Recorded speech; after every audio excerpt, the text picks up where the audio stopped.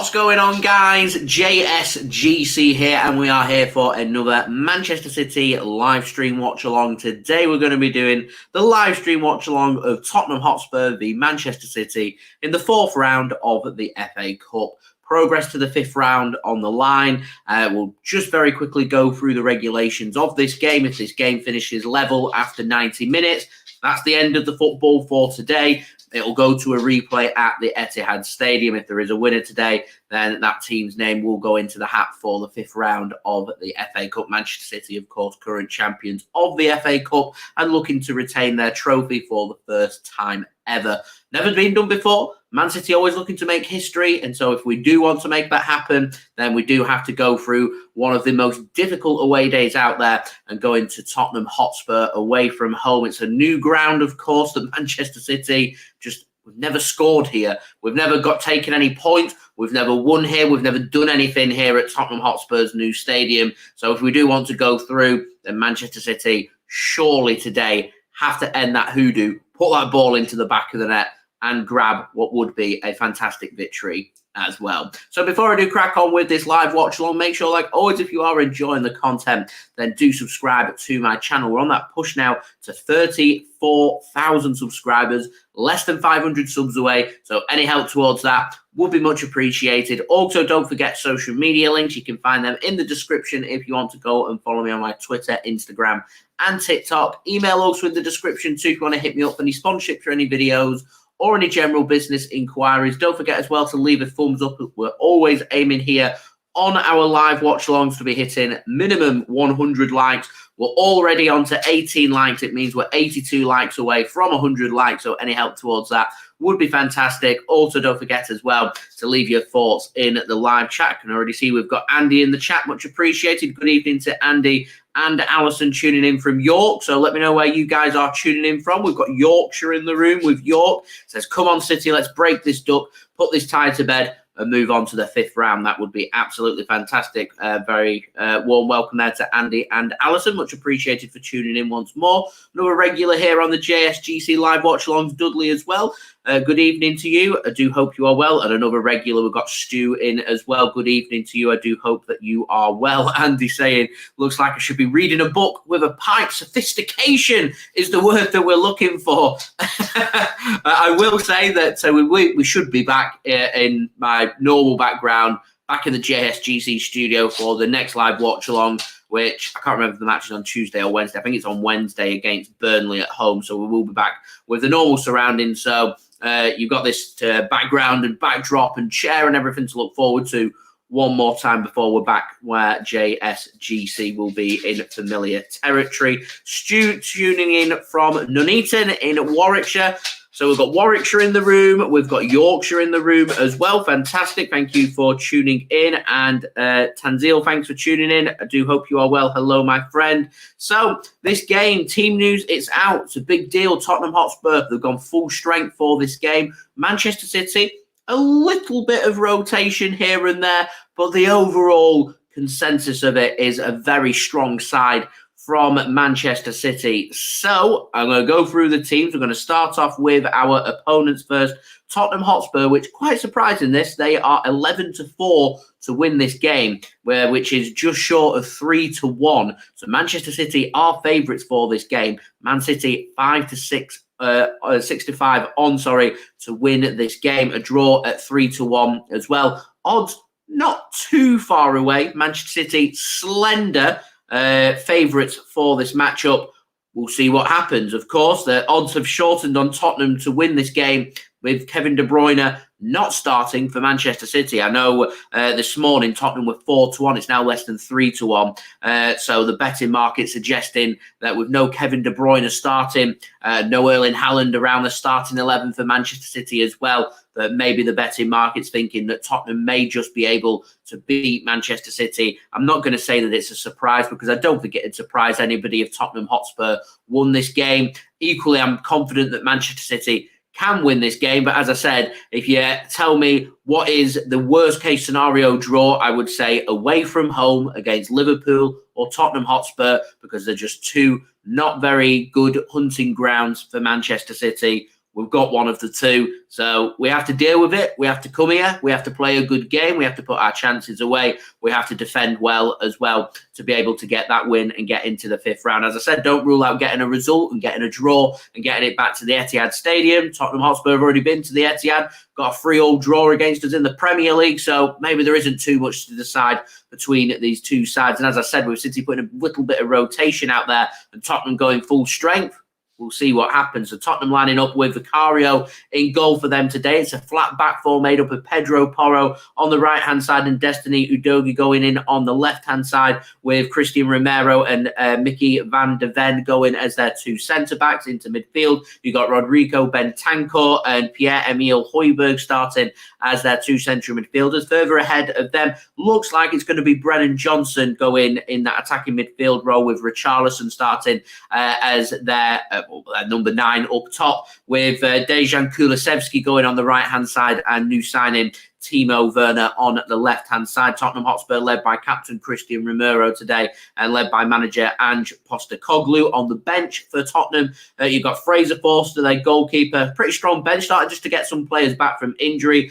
Emerson Royal, Ben Davies, Radu Dragusin, James Maddison as well. It's a big boost there for Tottenham for him to make the bench. May get some minutes. Oliver Skipp, Iago Santiago, Brian Gill and Dane Scarlett as well on the bench for Tottenham Hotspur. As I said, that to me, I regard that as a full-strength team from Spurs. Normally, you would see the likes of James Maddison in the starting 11. He's only just come back from injury. He may get some minutes here. Certainly was never going to be starting in this game, but could be good to start for them maybe in a week or two's time. For Manchester City, we're starting with Stefan Ortega-Moreno as our goalkeeper. Ederson is on the bench, so he is fit and should be starting our Premier League match against Burnley midweek. But Ortega-Moreno is our cup goalkeeper, so he's starting in this game, of course, because it is the FA Cup. It's a cup game. Manchester City go in with... Is it a back four? I'll go with a back four because it's easier for me to explain. So Kyle Walker on the right-hand side with Josko Gvardiol on the left-hand side and Ruben Dias and Nathan Ake go in as Manchester City's centre-backs today. You could see one of three things happen here. Kyle Walker going further forward, and that would mean Ruben Dias, Nathan Ake and Josko Gvardiol go as our back three. Josko Gvardiol could go further forward, which is something we started to see over the last few weeks from Manchester City, which means you may see Kyle Walker drop in a little bit of a deeper role today, which is something City could go for, or something that we have seen, which is Kyle Walker and Josko Gvardiol going further forward and leaving us with two at the back with Ruben Dias and Nathan Ake. It will mean that the likes of Rodri and Mateo Kovacic that are starting as City's two holding midfielders for today may stay back and drop a little bit deeper into space. It all depends on how deep Tottenham Hotspur sit. They like to attack and score goals, though, so I imagine that the instruction will be here from City. I imagine it'll probably go to captain Kyle Walker more than Josko Gvardiol due to his pace and his experience, and of course captain for Manchester City, that Kyle Walker may be told to drop deeper. So I reckon it'll be Kyle Walker on the right-hand side, Ruben Dias through the middle, Nathan Ake on the left-hand side, and Josko Gvardiol given a little bit more freedom on that left-hand side, which will allow that right-hand side to be occupied by Kovacic, Rodri, and Bernardo Silva. It looks like it's going to be Phil Foden playing behind striker Julian Alvarez. And probably the biggest call that Man City have made here is Oscar Bob starts this game. He will go on the left-hand side, rewarded, of course, for his late goal against Newcastle and getting a start in this game, which is a little bit of a kick in the teeth for Jack Grealish. He's fit, good to go, just not getting into the starting 11. Jeremy Doku's only just back from injury, so it doesn't surprise me that he's not starting. Well, a massive call to go with Oscar Bob, and he's been given his opportunity here. And if Oscar Bob puts in a really good performance today, grabs an assist or gets a goal for Manchester City, all of a sudden, he's putting himself up there in being a potential regular starting 11 player for Manchester City, which is fantastic to see from Oscar Bob as well. A well-taken goal against Newcastle. We'll see how he does today, given his opportunity. On the bench for Manchester City, we've got goalkeeper Ederson. Also with him, John Stones, back from injury. Great to see he's on the bench. Manuel Akanji is Man City's absentee along with Erling Haaland. Erling Haaland is training. could make the squad for the match against Burnley. It's a little bit too soon for him to make the squad here. I imagine over the next week or two, Erling Haaland will be back up to full fitness and ready and good to go for Manchester City. Of course, we have had a 2-week break with our little winter break that we've had since our last game in the Premier League against Newcastle 13 days ago. So Manchester City squad should be fully refreshed, maybe even with a little bit of a tan. They've had 4 or 5 days out in Abu Dhabi in the nice heat there in the Middle East as well. So should be refreshed, batteries fully up to 100%, ready to push for this final big sprint towards the end of the season. Also on the bench, Rico Lewis, Sergio Gomez, Mamadou Sissoko. I expect to see him more on the bench now that Kalvin Phillips has left Manchester City on loan to West Ham. That's been confirmed 9 a.m. this morning GMT. He's joined West Ham. He's no longer a Manchester City player for this season. There is no option to buy. There's no purchase option at all involved in the deal. And judging off Pep Guardiola's comments, he said that if he impresses at West Ham, there's space in the Manchester City squad for him to return in the summer. So this is purely a football decision for him to get more regular minutes to showcase what he can do, to why he should be getting minutes at Manchester City, and also to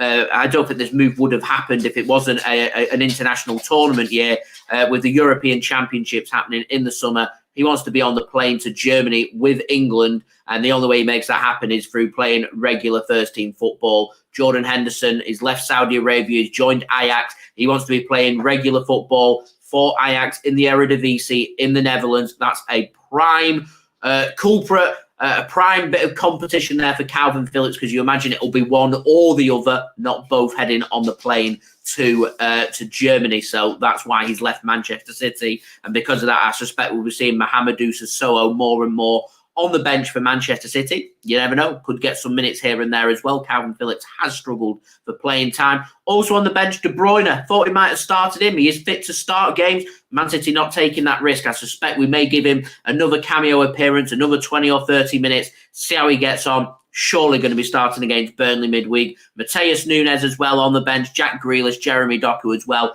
Plenty of options there should Manchester City need them for this game. Obviously, big absentees, Manuel Akanji and Erling Haaland. Kalvin Phillips has left Manchester City as well. And that pretty much sums up Manchester City's team for today. Stu says he reckons that with Heung Min Son away at the Asia Cup, he reckons that their regulars not so great, that we will push it at the end and Manchester City will go on to win this game. It's a big loss for Tottenham, of course. It is a big loss not having Heung Min Son. I'd regard him as their best player, and not having your best player available makes things very difficult. Vice versa, Spurs fans could sit here and argue and say Erling Haaland, Kevin De Bruyne, Man City's 2 best players not playing, starting in this game. Blows for Manchester City, blows for Spurs as well. We'll see what happens. Should be an interesting game. Matty, welcome. Thank you for tuning in. Much appreciated.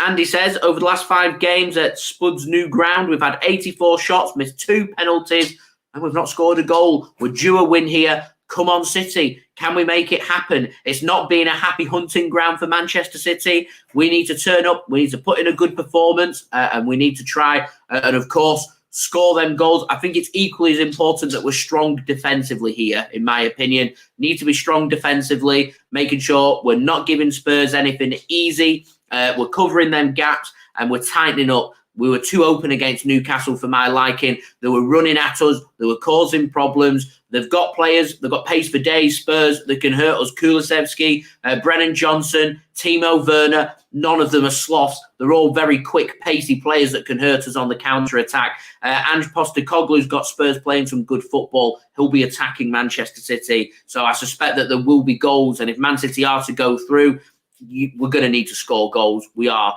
This isn't going to be a 0-0. I can guarantee you of that.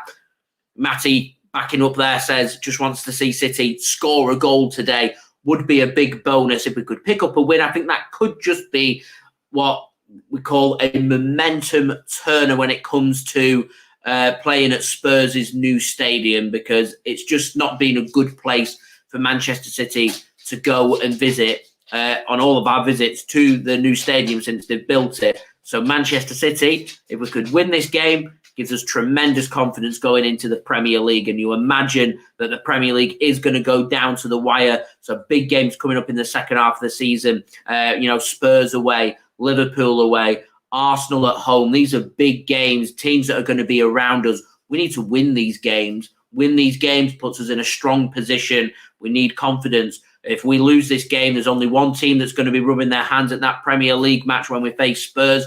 And if we lose this game today, it won't be us. So we could win this game. Gives us great confidence in the Premier League. The Premier League is the competition that Manchester City want to win. It's the competition that decides if our season's going to be successful or not. And of course, with the big news coming out today, Jurgen Klopp, he is leaving Liverpool. He's resigned as their manager at the end of this season. He will not be in charge of Liverpool next season. It's big. It means there's going to be a big emotional farewell. It means there's a big deal going to be made out of it. The players, the staff, everyone at Liverpool are going to be so motivated to give Jurgen Klopp that final farewell, to give them something to take pride on, to say goodbye to Liverpool Football Club, because, they could go and win a League Cup. It's great to win the League Cup. They want the big prizes. They're not in the Champions League, so they can't offer the big prize of the Champions League, which means the next biggest prize you've got on offer is the Premier League, and that's the competition Liverpool will want more than any other this season. They will swap a League Cup, an FA Cup, a Europa League for the Premier League. That's the trophy that they want. That's the competition, potentially, they sit the strongest in, because they know they can take a result at Anfield from Manchester City. They're in a very strong position. And it isn't long until we play them either, so there we go. Andy Sane reckons Phil needs to run his socks off today. It's going to be a big game for Phil Foden. He's really stepped up to the plate over the last few weeks for Manchester City, in my opinion. So I'm looking forward to seeing what he can do for this game. Stu says, point of Spurs saying about us, we might have lost KDB and Haaland. However, Bernardo Silva, well regarded, says he's stepped down to Spurs fan. He's always speaking positively about our Bernardo Silva. City have got quality all over the pitch, everywhere. Bernardo Silva is a fantastic player. Have a look at his performance against Real Madrid in the semi-final of the Champions League last season. He was man of the match for me. He was absolutely sensational. He is a brilliant, brilliant player. City have an abundance of quality right throughout their squad. We're not just a one-player team or a two-player team. We're not Kevin De Bruyne and Erling Haaland or bust type of team. We are a team that knows how to win without having these big key players there. But the point I'm making is Spurs don't have their best player. Doesn't make them bad. They're a good team. Lots of positive players who can put the ball into the back of the net. Timo Werner might not have been very good at Chelsea, but on the continent, he's a very good player. He has pace. If Man City leave an exposed high line, he could punish us.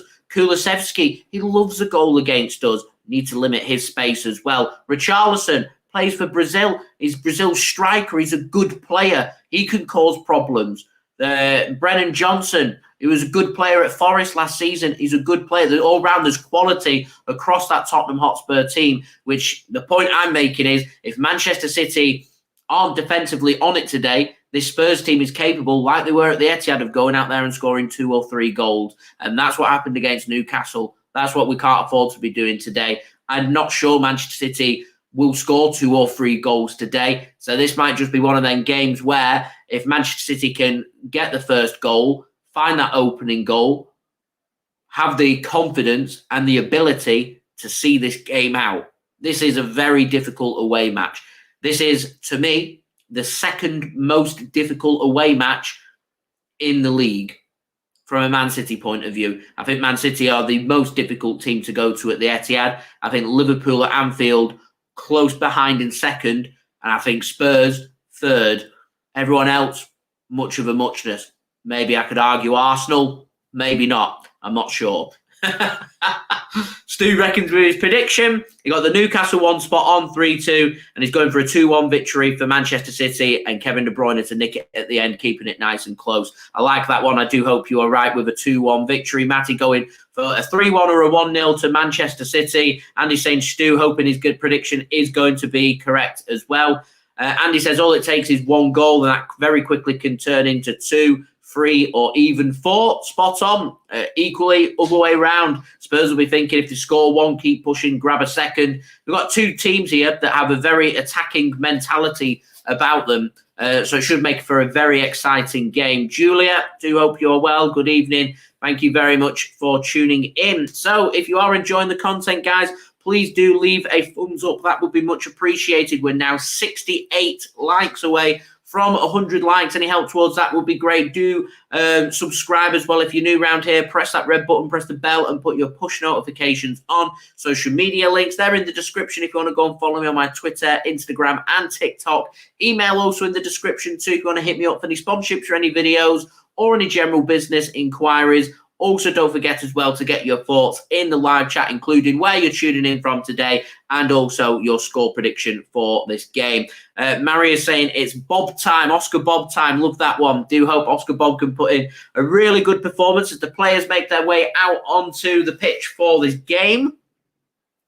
It's a very impressive stadium, Tottenham Hotspur Stadium. It's very much what I regard as a modern American stadium built for NFL, so it comes as no surprise that Spurs very much is the home of NFL football here in the United Kingdom. Very impressive stadium. I've been there before. Very impressive stadium. Marius tuning in from Romania. Love that one. Welcome, my friend.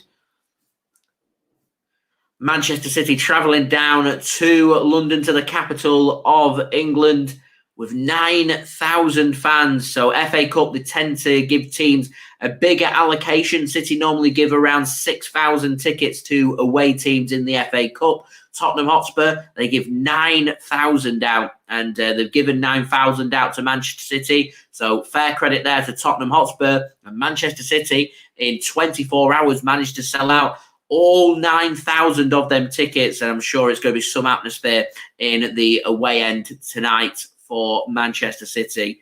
So kudos to everybody that's travelled down there. There's no trains back from London Euston back north to Manchester after the game. The last train's at 10 p.m. Game kicks off at 8 p.m. The game will finish at 10 p.m. It's impossible to get from Spurs Stadium to London Euston in the centre of London to get your train back, which means there's no trains back, yet still City had no problem selling the game out, and in record time as well. 9,000 tickets shifted away from home. It's near 500-mile round trip, 450-mile round trip for the fans, selling it out 24 hours, 9,000 tickets. It's some effort that from Manchester City.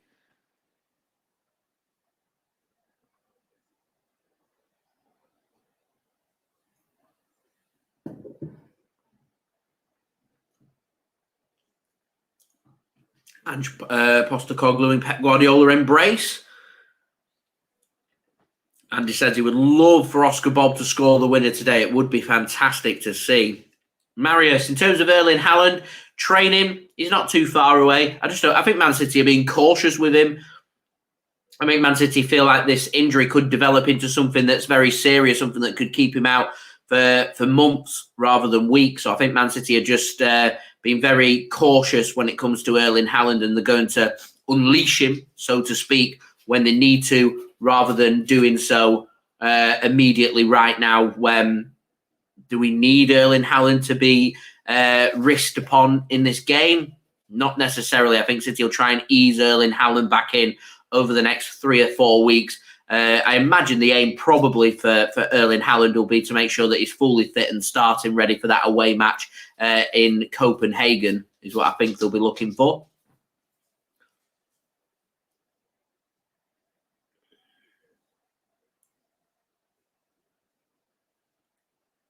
Manchester City fan tuning in from Bangladesh. Love that one. Thank you for tuning in. So it's not feeling too confident. It'll be surprised if we manage to come away with the win in this match. I'm hoping that we can. I believe that we can. It won't be easy, is what I'm going to say. So we do have kickoff here. Manchester City getting us underway in their third kit, I think. It's the electric kit with electric shirts, shorts, and socks. Tottenham Hotspur playing in all white today.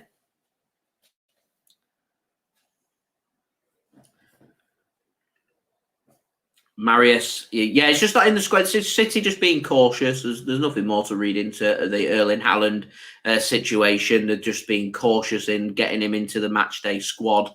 He'll be in it in the next week or so. Wouldn't worry too much about it.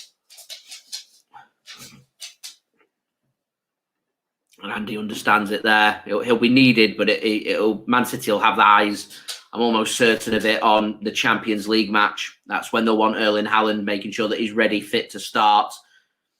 As I said, it's a risk. It's an FA Cup match at the end of the day. Is our season over if Manchester City lose this game today? I'm not going to lose the plot if we lose this game today, as long as we put up a decent fight and a good performance. I'll say it's a ground that we don't have too much look at. It's a ground that we've struggled at previously. We tried our best, wasn't to be. We move on from there. If we can get everybody unscathed, ready for the match against Burnley, then I'm happy with that. The dog's right next to me now. It's not quite on camera. She's not settling in at the moment. She'll eventually sit down and she'll go to sleep. But at the moment, she's just plodding along. Not too sure what she's doing at the moment.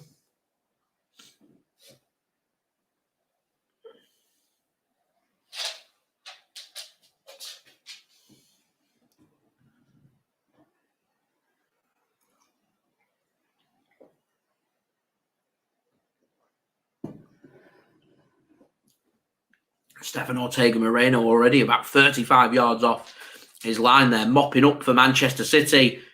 Like Rodri on the ball, just mopping that one up. Love to see it. He's been getting linked with the exit door, of course, Stefan Ortega-Moreno. Apparently quite a bit of interest last summer, and it's expected that there's going to be a lot of interest in him this summer, in particular from the continent in Europe as well. So we'll see if he chooses to stay at City like he did last summer. Matty saying, love a good FA Cup run. Most prestigious domestic cup competition in the world. And it's great to have an FA Cup run. I've been supporting City for over 20 years. So I remember when I first started supporting City through the early parts of the 2000s, in particular under Kevin Keegan. I used to love getting some FA Cup runs. Mika Richards' header against Aston Villa in the Cup at Villa Park, one of my happiest memories that I've got. And that came about in the FA Cup because obviously City didn't have too much success. So you always just loved a good cup run, have that optimism to get to the latter stages, to try and win the most prestigious domestic cup competition in the world. And of course, you've got now which you didn't have when I first started supporting City because Wembley was under construction. You've got days out at Wembley. Semi-finals were at neutral venues, which, my own opinion, I think that they still should be at neutral venues, with the final on its own separate day at the end of the season for the FA Cup final tradition there, which should be the match that's at Wembley, the home of football. City knocking it about really well, and so go out for a throw into City. Midway inside the Tottenham Hotspur half, with 4 minutes in here in North London. It is 0-0.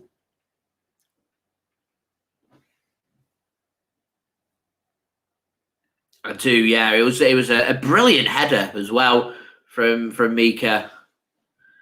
Really set him up as a player, actually. Never really looked back from that moment. You're looking to try it. You're a kid. You're trying to make your impact on professional football, and that really helped Mika Richards to push on. Kyle Walker's got the run of Udogie and squared in, and surely City's first goal. It's Oscar Bob. Pulls it into the back. I think he's been disallowed. Is it offside? It looks like it was going in, so Oscar Bob just pokes it into the back of the net. Oh, I thought we'd got our first goal there. Is it Kyle Walker that was offside?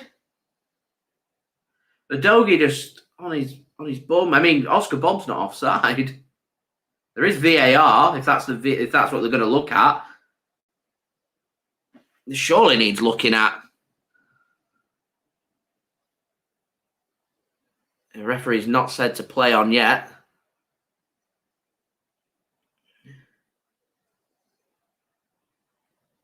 They're still having a good look at this. It's close. Oh, man, I thought it was it. I thought that was our goal. Still waiting. They are clearly having a good look at this. So an official check is going on now. Original verdict is offside. I think offside is the... No, we're still not decided yet.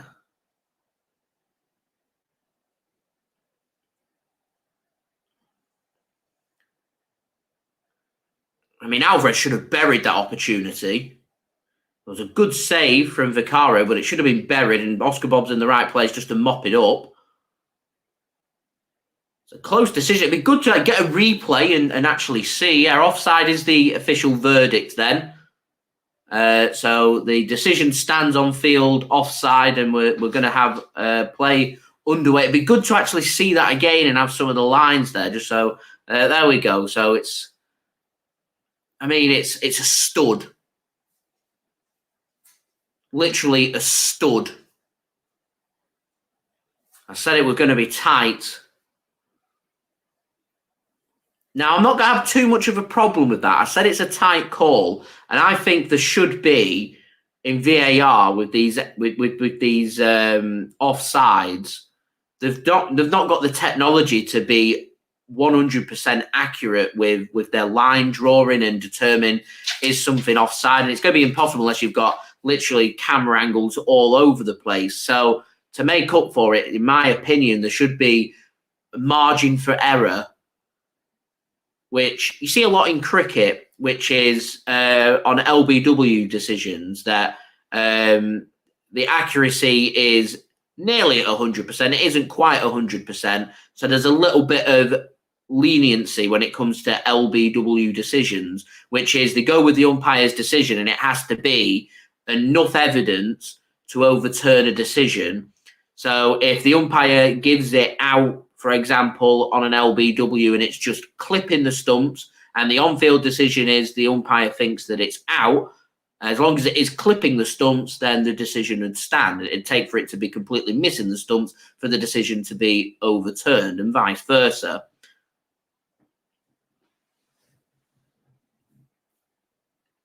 So I think there should be a little room for margin for error, which is why I've not got too much of a problem with that being disallowed, because the on-field decision was offside.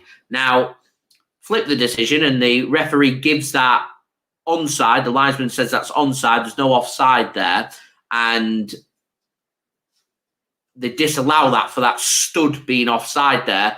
I'd be angry about it because I'd be calling in, is it factual that that stud is offside? In particular, when VAR in this country aren't using the latest modern technology, which is being used in European competitions, like in the Champions League, which to me is more accurate than what Premier League are doing, where some person sat at a computer drawing a line where they think it's offside.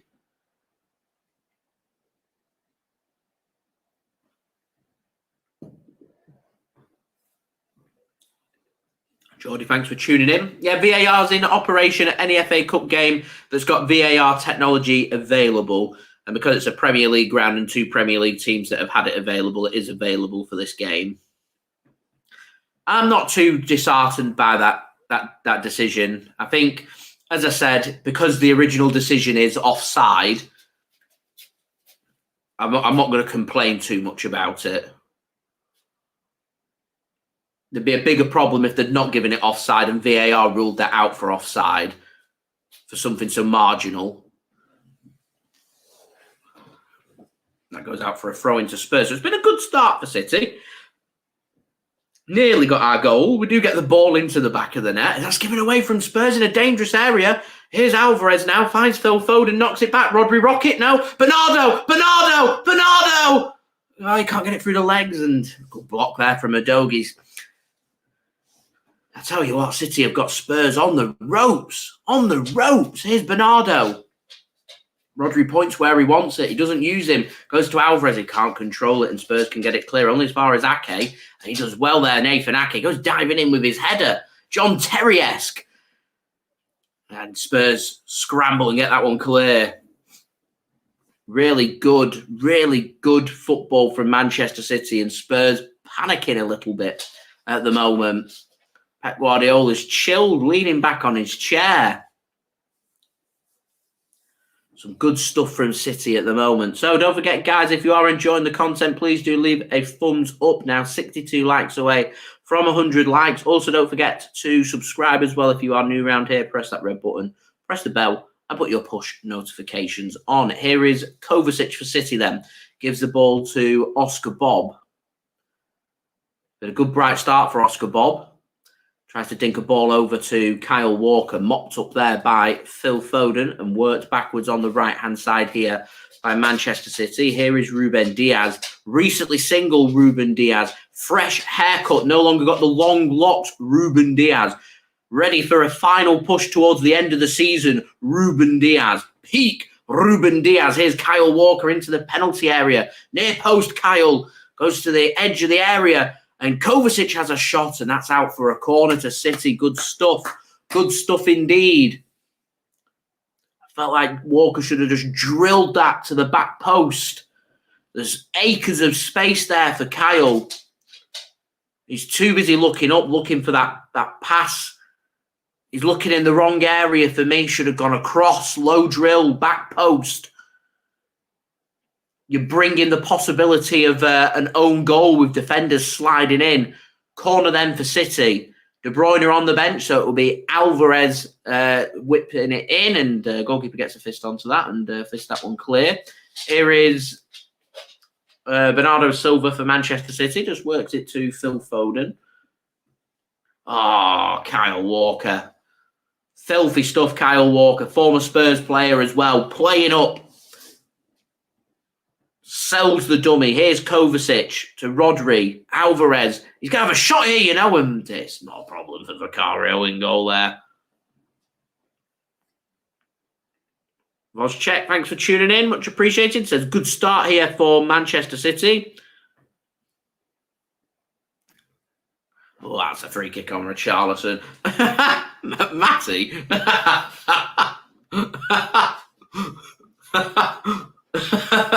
To be fair, he's a unit of a man, isn't he? I've always said if I had Ruben Dias's body, I just wouldn't own a T-shirt. I'd be playing on here now. I wouldn't be wearing my Man City shirt. There'd be no shirt on. Showing everybody else up.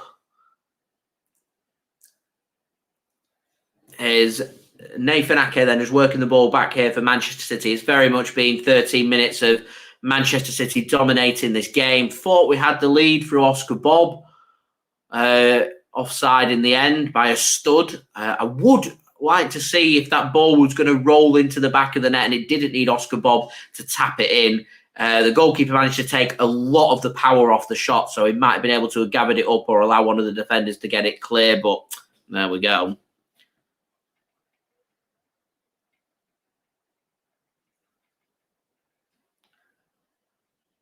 Corner then for Spurs. Kovacic just made the interception and went out for a corner, so a chance for Romero and Co to get forward. Header flicked on by Spurs, only as far as Timo Werner. First time Timo Werner's touched the ball.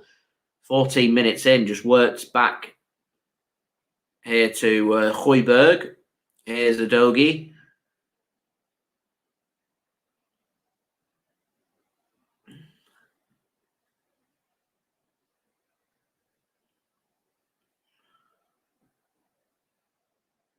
And Spurs, for the first time in nearly 15 minutes, got a chance here to actually knock the ball around. A chance for me just to lean back, watch, and judge as Spurs just go with the early ball. And there's recently single Ruben Dias making the interception. I think that's going to be his new name, you know, recently single Ruben Dias.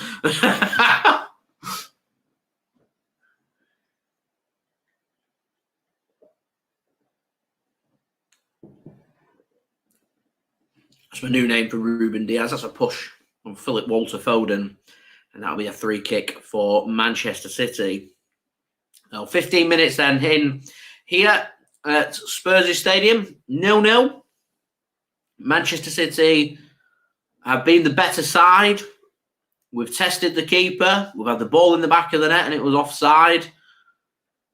But we await that illustrious opening goal. And there's Rodri then. Plays the ball out to Oscar Bob. Oscar Bob did start the game going more through the middle of the park. He's gone to the left-hand side now. But this position of Josko Gvardiol, I like it. It allows the player on the left-hand side to go more central and support the striker. Here's Oscar Bob now. Rodri finds Josko Gvardiol. Can he put a good ball into the box here, Gvardiol? He chooses not to. Here's Oscar Bob now. Back to Rodri. Kovacic.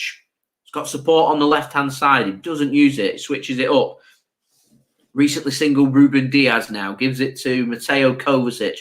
Back to recently single Ruben Dias. It's a good pass into the channel for Phil Foden.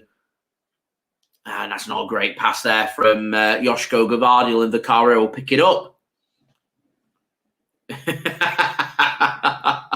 It's got to be done. We've got to have nicknames for all the players. Phil's just happens to be Philip Walter Foden, his actual name. Marvellous stuff. And Ruben's haircut is looking good, looking nice and tidy, much better than this long stuff that he had going on. You know, he's recently single. He's got himself a haircut. You know, he's got the body of a Greek god. He's ready. He's ready for the final push towards the end of the season. He's ready to win trophies. He's ready. Here's Pedro Porro then, with the skin fade. Nearly gives the ball away. He's been getting linked with a move to Manchester City. Maybe he thinks if I give the ball away, you know, once or twice, maybe they'll see me as Kyle Walker's long-term replacement. Here is Oscar Bob. Phil Foden just tries to get a flick onto Julian Alvarez, and Spurs just taking up the championship mentality there and just whacking the ball out into the stands for a throw-in. I don't understand why it's just been whacked out for a throw-in, but there we are. Here is Gvardiol then with the throw-in, gives it to Rodri. Andy, I think you're spot on there, my friend. While we're on top, we need to make it count. And Oscar Bob, he loves being offside today. It's 2 times now. He's offside for Manchester City, and Tottenham Hotspur get a reprieve as we get a close-up of Kevin De Bruyne now. Speaking about Ruben Dias, not too keen on the long hair and the long locks, whereas Kevin De Bruyne looking smart with the longer hair. I said the Premier League's not ready for long-haired Kevin De Bruyne, and they're not ready. He's going to come on if Man City need him in the last 20 minutes. He's going to have a devastating effect on this game. There's nothing that spreads fear amongst defenders all around the country than final 20 minutes seeing Kevin De Bruyne come off that bench. It's demoralising. There's a chance against Burnley that De Bruyne doesn't start that game. He's on the bench and Erling Haaland's on the bench as well. There's a chance that the Burnley defenders will have to deal with De Bruyne and Erling Haaland coming off the bench.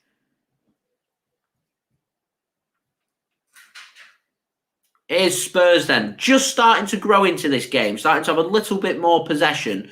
Not really creating too much yet, but it's Manchester City. All you need to do is create one opportunity, and that's enough to sometimes go ahead. And, it's a lovely ball. It's a lovely, lovely ball. Johnson goes first time, and that's defended by Josko Gvardiol. There's Ruben Dias high-fiving. Recently single Ruben Dias. He's got his passion for defending back. Ruben Dias hasn't got time for relationships with other women. He's going for his first passion, his first love, the art of defending. He appreciates a good bit of defending. He's right over there to Josko Gvardiol to give him a high five for that good bit of defending. But we've got more defending to do here in front of the City away end, 9,000 strong, whipped in by Spurs. Recently single Ruben Dias there with the header to get it clear for Manchester City.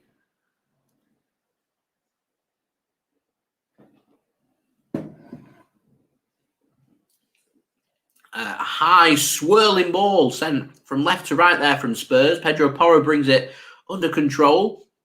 And Rodri shoved him over. Romero takes a chance there on Rodrigo. Gets a free kick. It's a little shove there. But his little moment of hesitation could have been devastating. That's brilliant from Bernardo. Wins the ball back, finds the pass. Foden goes down. Referee, come on! Phil Foden busy trying to protect himself, get himself in front of the ball there to try and get a free kick. Referee not having any of it. Matty, Ederson is fit. It's just Stefan Ortega-Moreno as our cup goalkeeper. That's why he starts today. If it was a Premier League game, I think it'd be Ederson starting. And Spurs here have got themselves a throw-in, which Ajogi's going to take. Daniel, welcome. I do hope you are well, my friend. Love it. De Bruyne comes on. Spurs are done. Hey, imagine what Kevin De Bruyne would be doing to Spurs all over the place, really, first 20 minutes. Could have just, instead of giving him the last 20 minutes, you could have given him the first 20 minutes. Create a couple of chances, put them away. 2-0. Oh, what a ball from Kovacic. It was Kevin De Bruyne-esque. It's really good covering that from Van der Ven at the back for Tottenham. Really good defending.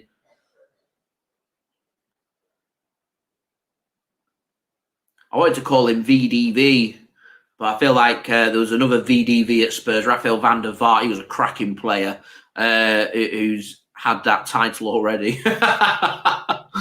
That's just played into space, played into Kyle Walker's space. Picks that one up here on the right-hand side for City, just on the outside of Spurs' penalty area. Spurs have got bodies back, though, so City need to do something smart, and Phil Foden just looks for the near post there, and VDV's there to block it and put it out for a corner to Manchester City. Can we capitalise upon this in front of that very impressive, massive, gargantuan stand that they've got at Spurs? And I've been in that stand actually for the NFL, and I can confirm that that stand, not only is it enormous, but going up them stairs right near the top is energy draining. So the people that have made that trip today, RIP.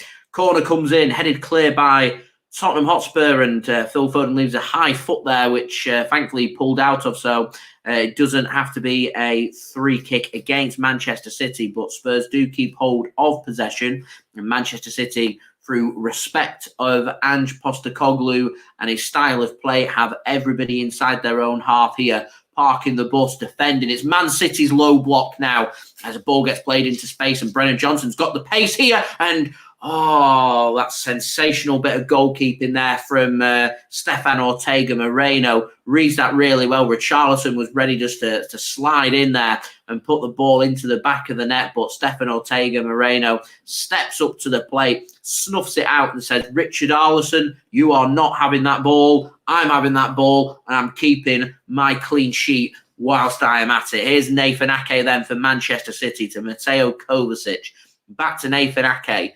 Kovacic now, combining the passes, played forward, direct ball as well. Julian Alvarez, it's good defending again. Is that VDV again there, covering his tracks? I think it might be. Here's Rodri now, back to Julian Alvarez. He's our striker. He's currently stood next to Nathan Ake. Man City are on the attack. Pep balls, things you love to see. Daniel, what do I think of Klopp leaving? I think it's a massive blow to Liverpool. I really do. There's talk of Xavi Alonso going there. And he's doing a good job at Bayer Leverkusen, but it just unsettled things. It'll take a season or two for Liverpool to get going with a new style of play, new management, because it's not just Klopp that's leaving. His coaching staff are going with him. It's all change at Liverpool. It's a massive blow to Liverpool. They'll be very motivated to win something this season, though. No Champions League for them to go at. So Premier League is where it's coming as. I'm not too sure what that was from Josko Gvardiol. Cross, shot, I don't know. It's into the stands, whatever it was. I can't. Pep won't leave. People keep saying 2025. I'm not sure.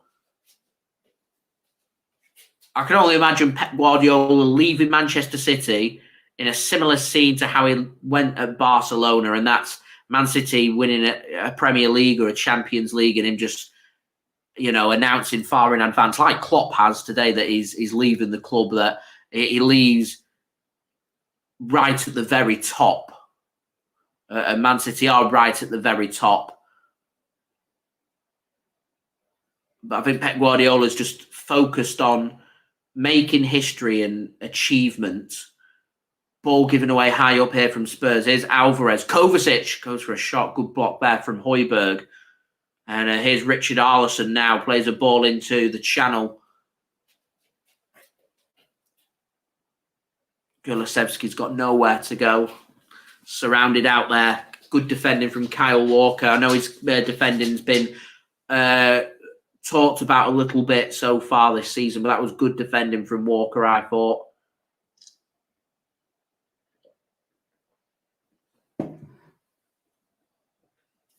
It could be one last dance in the FA Cup final. It could be one last dance at Anfield. The last time that we see Jurgen Klopp face off against Manchester City in the Premier League. In March, that game. Here's Ruben Dias then to Ortega-Moreno. Plays a dicey pass out, but finds Kovacic. And there's space. There's space here. Phil Foden's the man in space. He's used. He's got 3 ahead of him. He goes for Julian Alvarez. And tries to get a return pass, and it's been given away here. Risky defending, and Manchester City, in the end, Phil Foden catches a Dogi, and that's out for a free kick to Tottenham Hotspur. And that wasn't great defending from Spurs. Goalkeeper had that one covered. I don't know if Vicario gives the shout. But Dogi takes the risk there. Once he takes that risk and steps across the keeper to intercept the ball, he really should get it clear. Phil Foden wins that ball back. That could have been a different story very easily then. Could easily have been a different story.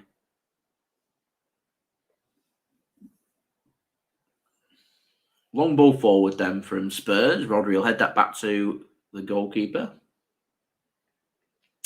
Andy says, doesn't really like Klopp, but he brings out the best in Pep and brings out the best in City. I'm not a real fan of his comments that he's made or the things that he says. I think he blames a lot. He reminds me a lot of Arteta. There's a lot of excuses there without taking too much accountability. But I'm not going to speak ill of a very good manager. He did bring out the very best in Manchester City. The title pushes that we had with Liverpool were absolutely relentless. It did bring out the best in City. It was scintillating football that was being played. Pep brought out the best in Klopp. Klopp brought out the best in Pep. It was your modern day Ferguson against Wenger. It really was. And as I said, I think it's a big blow for Liverpool.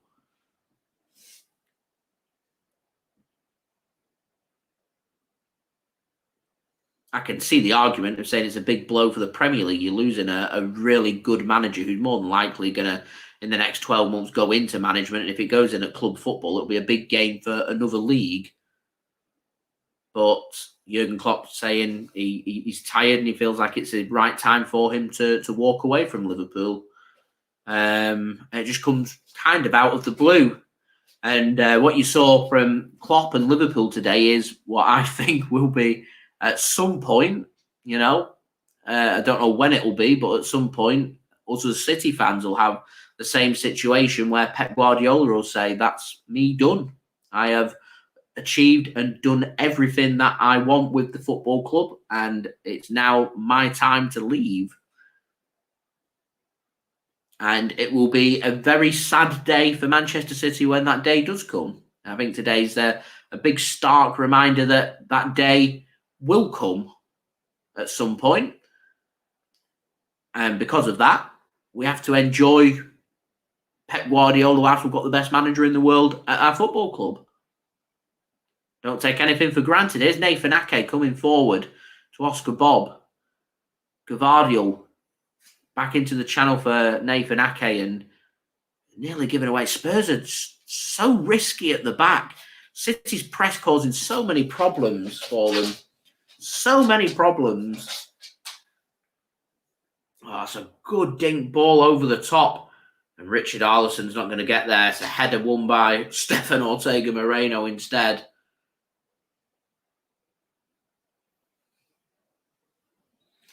There's a run there made by Oscar Bob. Rodri chose not to put the dinked ball over the top there. I'm surprised. Pass comes into Oscar Bob now to Phil Foden. Here's Gvardiol. Oscar Bob continuing to stretch the pitch for Manchester City. I've been impressed with Bob so far. I think he's had a good game. Here's Rodri to Kovacic. 31 minutes in here at Spurs Stadium, 0-0. As we're now nearly on to 50 likes. We're just 53 likes away from my aim of 100 likes. So any help towards that would be great. And don't forget as well to subscribe if you are new around here.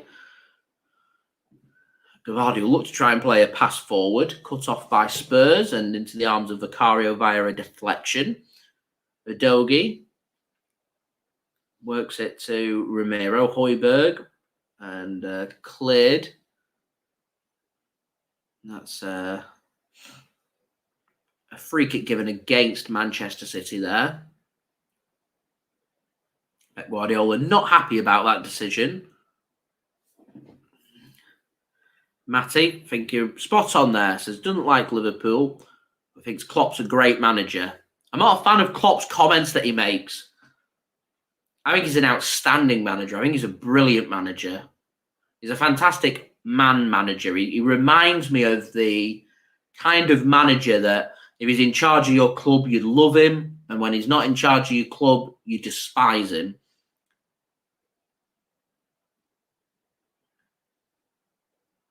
He's a very good manager. Very good.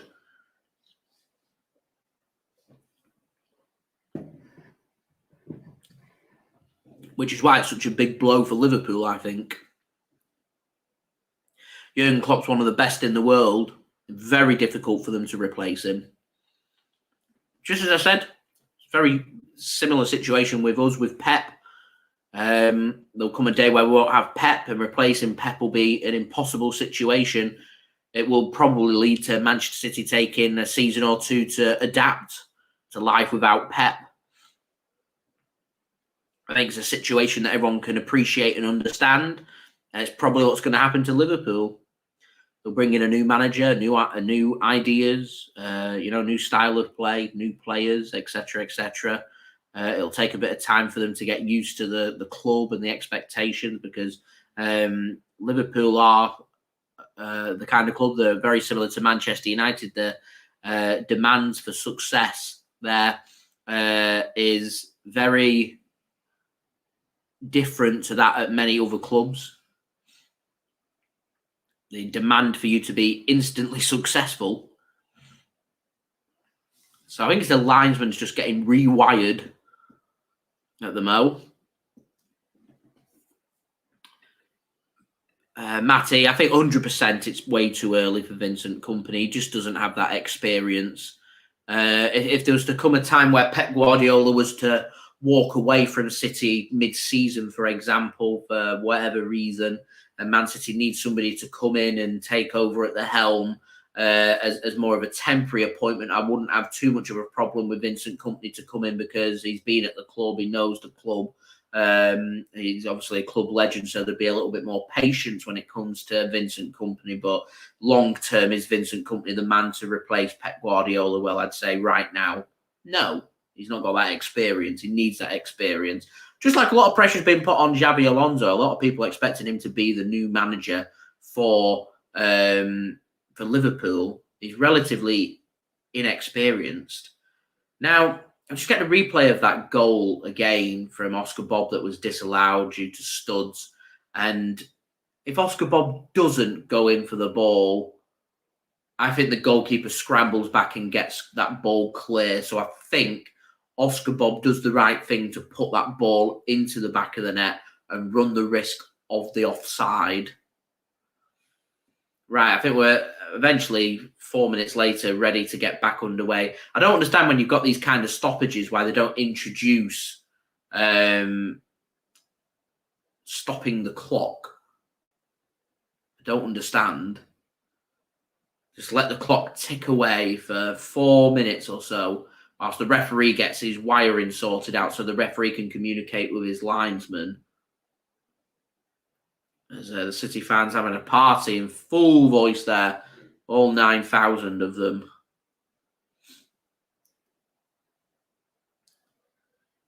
Anyway, a bit of a breather there for the players, a 4-minute break. Players back underway here. A heavy touch there means it'll go out for a throw into Manchester City inside Spurs' half. This is where we need to capitalise. I'd like to see a little bit more urgency from City.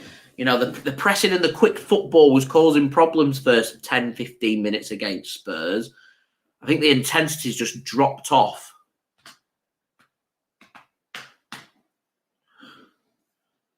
Matty, I think it's a great idea as well. They do it for rugby and it works well.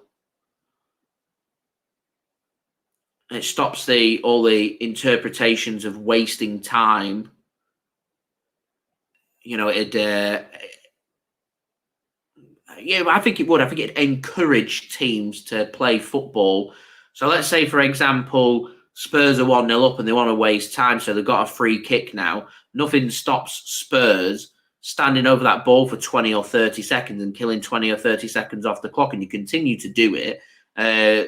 Sometimes the officials don't add them up correctly, which is why you started to see longer times added on when you realise just how much time is being wasted. Now, if you was to stop the clock until the ball comes active every time, so you do ensure that you get a full 90-minute game, you'd be amazed about how long a football game does go on for and how much time is actually wasted. Nadir doesn't reckon we're scoring today. I think we can.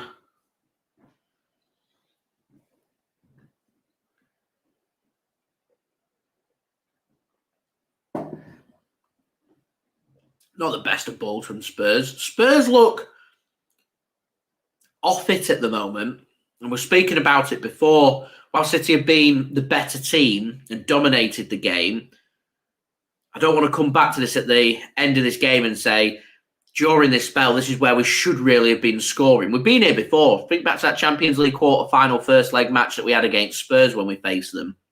We dominated that first half. We missed a penalty. We don't come away with the goal. Spurs then grow into the game for the second half, go on, grab that opening goal and win the game. Ultimately, proved very costly for City in the end. And whilst we've been on top, we've not found that goal yet. It does require a certain degree of patience. I just can't imagine Spurs being this bad in the second half.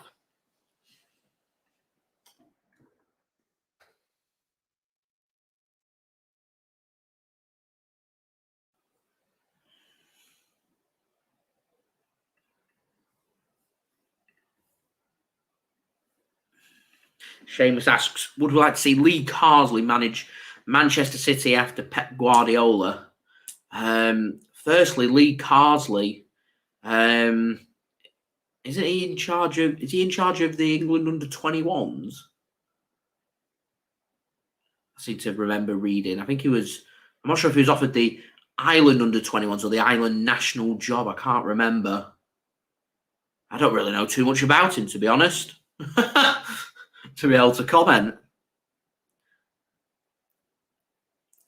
Replacing Pep's very difficult. I mean, I've always been a big fan of Mikel Arteta. I'm just not sure he'd leave Arsenal to come to City at the Mo, if I'm honest.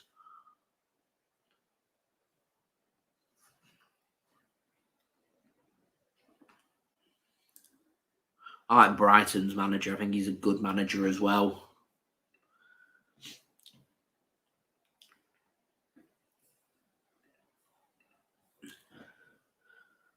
Spurs try and play a ball forward. Recently single Ruben Dias cuts that one off for City. As we're into the 40th minute now, and a free kick given against Manchester City. It's kind of a bit scrappy, this game. Camera pans on to James Maddison. Wonder if we'll see anything of James Maddison today.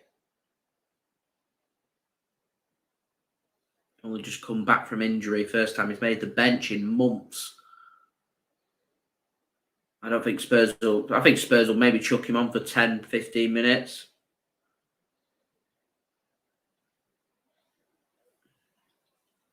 Oh, that's a good ball. Timo Werner, what can he do with it? It's great defending from Nathan Ake. Cuts the ball away from Richarlison, and Kovacic now can come away with the ball. It's a good run, this, from Mateo Kovacic. Good pass as well. Here's Oscar Bob. Here we go. It's a good position, this. Rodri. He needs to sort his balance out. He does. Gives it to Bernardo. Back to Rodri, and a shot comes in and nearly followed in. Oscar Bob, can he sort his feet out? He can. It's a good block. It's a really good block. City frustrated. 2 or 3 really good opportunities there.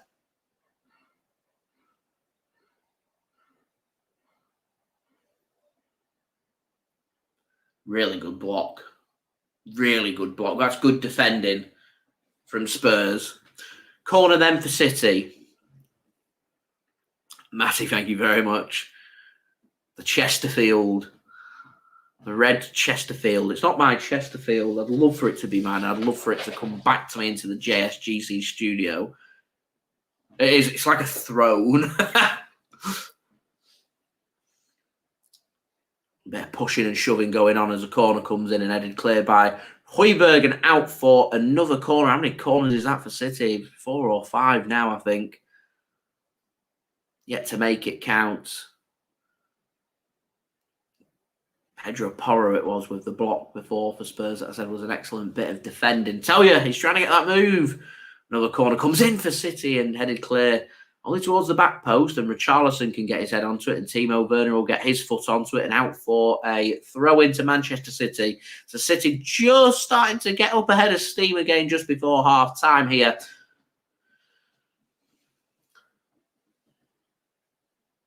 And City are going to let Kyle Walker come over and take the throw in. Maybe Man City are trying to get a bit of energy, doing a bit of time wasting here. Here is Kyle Walker. Throws it to Bernardo Silva under pressure from Udogie. And Udogie does very well to initially get the interception. He gives the ball away. Bernardo then gives the ball away. And VDV can get his feet sorted and get this one out clear for Spurs, and Richarlison can carry that ball further forward, only as far as Nathan Ake, and Nathan Ake just gets that one clear under pressure from Dejan Kulusevski, and he throws the ball. It looked like a foul throw, but the referee's blown the whistle and says it's not been taken in the right spot, so Spurs can have another throw in.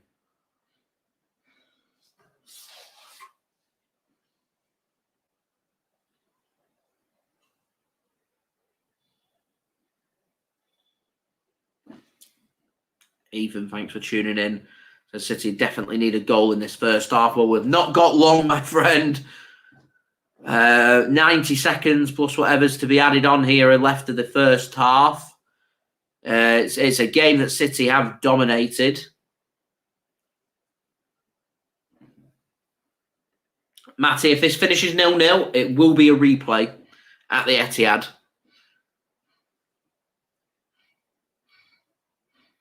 There will come a time where replays will become a thing of the past, and that's a great ball from Ortega-Moreno to Phil Foden, and can't quite find the pass, and it's cut off well by Romero at the back for Tottenham.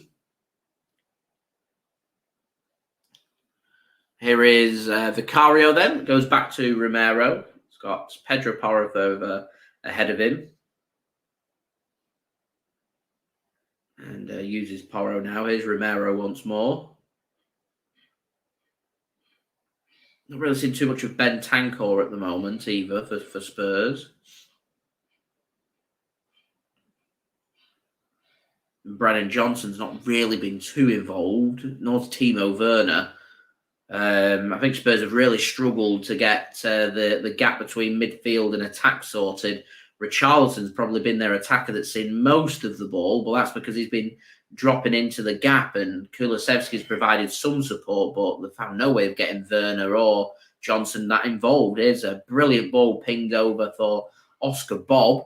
He'll go back in towards Phil Foden. He gets a clean shot away, but it's off target. as we're into the first of 6 minutes added on here at Spurs' stadium. The right idea, not quite the execution from Phil Foden. And ball goes wide, and it'll be a goal kick, which is sent long by Vicario. Like a bit of shirt pulling going on there, and it looked like it should have been a free kick against City on Richarlison, but referee says no, and Spurs managed to win the ball back, and I think Rodri's been penalised for a challenge on a Doji there, and I thought it should have originally been a free kick on Richarlison, more so than that on Rodrigo there. I think the referee maybe thought better of it and thought maybe it should have been a free kick, so I'll give this one as the free kick. Who knows? That's a poor. I was going to say it's a poor giveaway. It's not been read by City. In the end, City can scramble it back. Here's Bernardo Silva now. So Kovacic nearly sold short by Kovacic there, and Kovacic can come away with the ball. Kovacic does really well, actually, to come away with the ball. He's not got Bernardo Silva for support on that right-hand side. Bernardo Silva was stood still.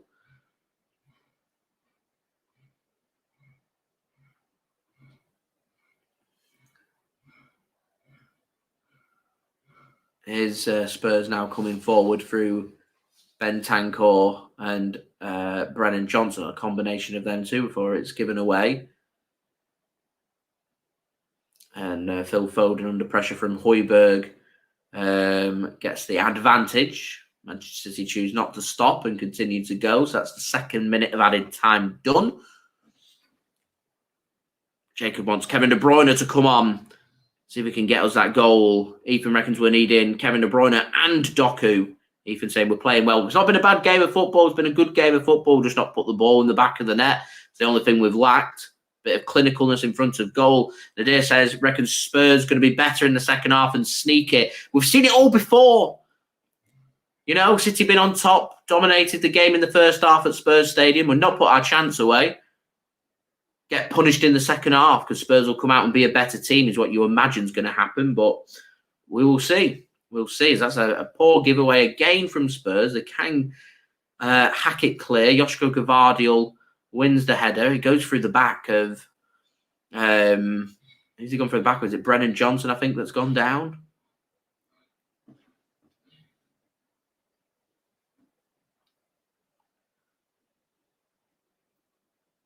I mean, there's not much in it, to be honest. He doesn't touch the top of his head.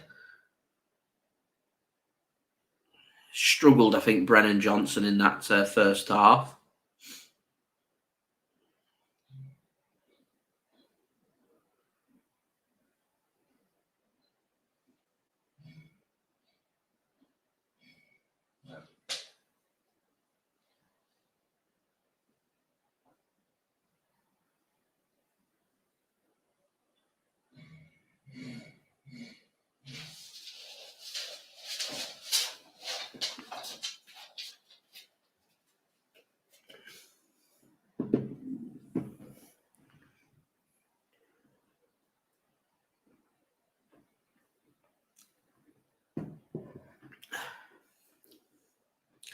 Is recently single Ruben Dias then for City, getting us back underway after another minute stoppage. So should be about 3 minutes left if we're sticking to fact. Here's Ortega-Moreno, just launches this one long, very long, straight into the path of Kyle Walker, who's in the penalty area. He's got support on the edge of the box. Foden's not right-footed, so he has to go back onto his left. It's kind of just taken the sting away from that attack. That pass goes into the channel. It sits right for a right footer, and Foden has to take it across his body onto his left foot. There's cover on the left-hand side, so Foden has to turn, and as soon as he has to turn, it just takes the sting away from the attack. Throwing then to City on the edge of the Spurs penalty area. This is probably where I think City will want to keep the ball for the next minute or two. Get our energy back, try and come out second half, see what we can do. We've got the the players to make the difference from the bench should we need them. Your Dokus, your De Bruynes. You imagine it won't be too long into the second half that the longer this stays 0-0 that you might see Jeremy Doku and Kevin De Bruyne come on, and that will cause a lot of devastation. Nathan Ake then gives the ball to Kyle Walker on the right-hand side. I think there's something in it on this right-hand side for City. I'd like to see Doku go on that right-hand side, to be honest. Here is Oscar Bob. Matty, good question. Would I change anything? De Bruyne for Kovacic, Doku for...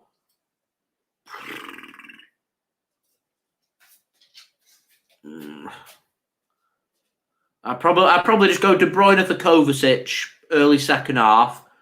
Get to about 70th minute and judge again from there.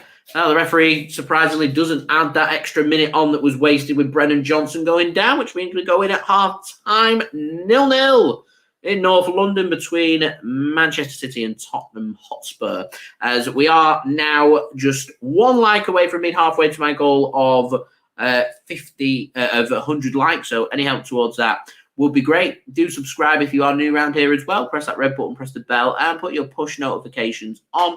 Social media links there in the description too if you want to go and check out my Twitter, Instagram, and TikTok. Email also in the description as well if you want to hit me up for any sponsorship for any videos or any general business inquiries. And do get your thoughts of that first half in the live chat.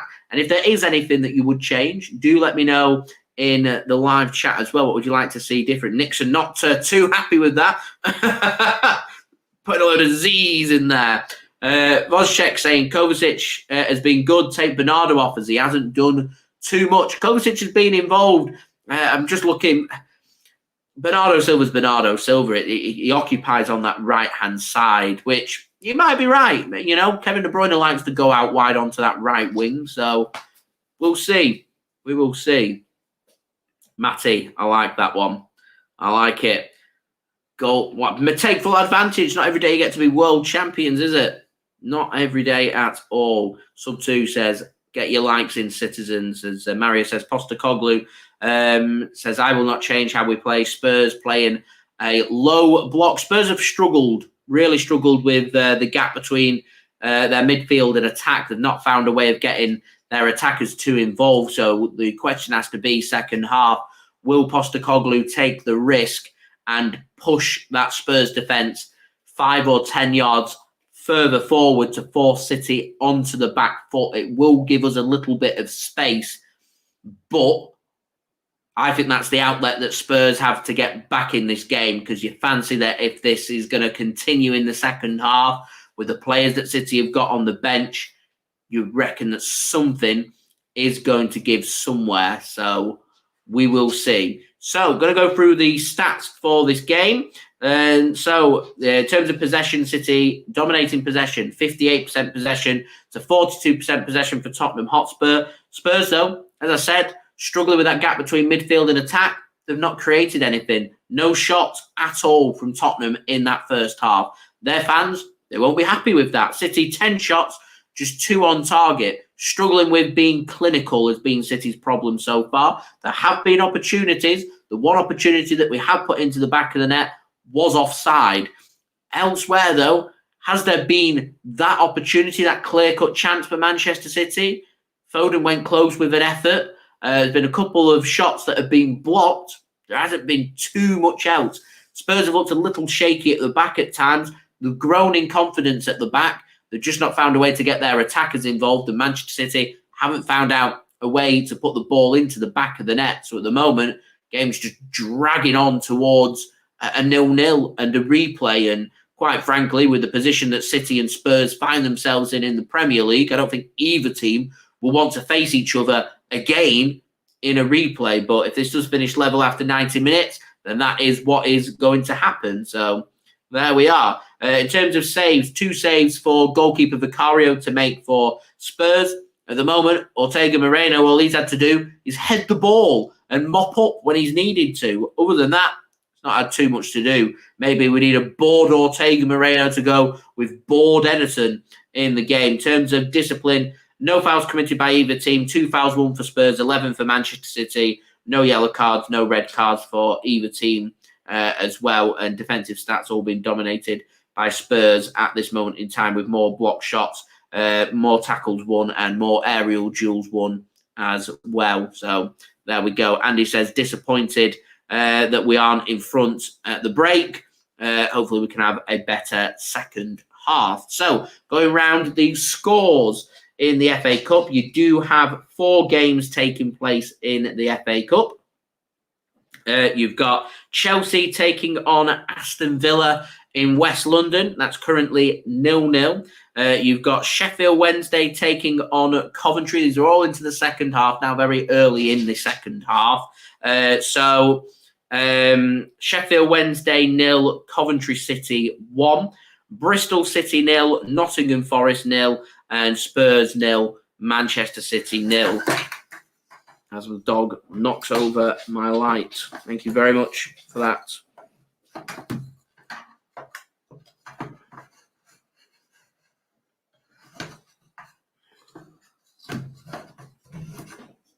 I need 2 hands for it as well.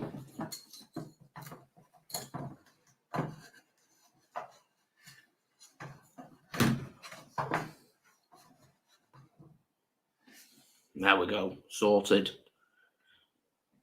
Stockport Brown says Bernardo for KDB is what he would change at half-time. Andy, how can they say no fouls? I think there's a difference between committing fouls and fouls won. I'm sure there'll be someone who's up with the statistics that'll be able to clarify that further for us.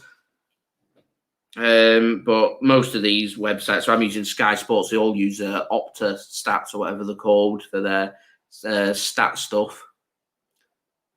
So, yeah, there we go. Harrogate Town, Newport County postponed. There's odd games dotted around in Europe, so I'll just quickly go through that. La Liga, Almeria 0, Alaves 1, half-time. Germany, Bundesliga, Frankfurt 0, Mainz 0 in the 70th minute. Italy, Cagliari 0, Torino 2, 49th minute. France, wow. Lyon 0, Rennes 3 at half-time in Liga 1. And finally, in the Eredivisie in the Netherlands, PEC Zwolle 1, Vitesse Arnhem 0 in the 97th minute.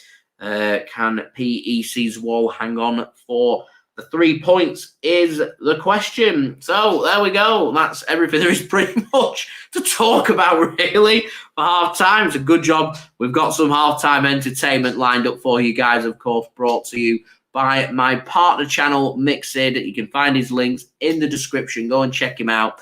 Go and like and subscribe over there. That would be much appreciated. This is Mixed bringing you the Xena cocktail. Sit back, relax, enjoy. Grab yourself some snacks, grab yourself a drink, and I'll see you ready for the second half. Enjoy.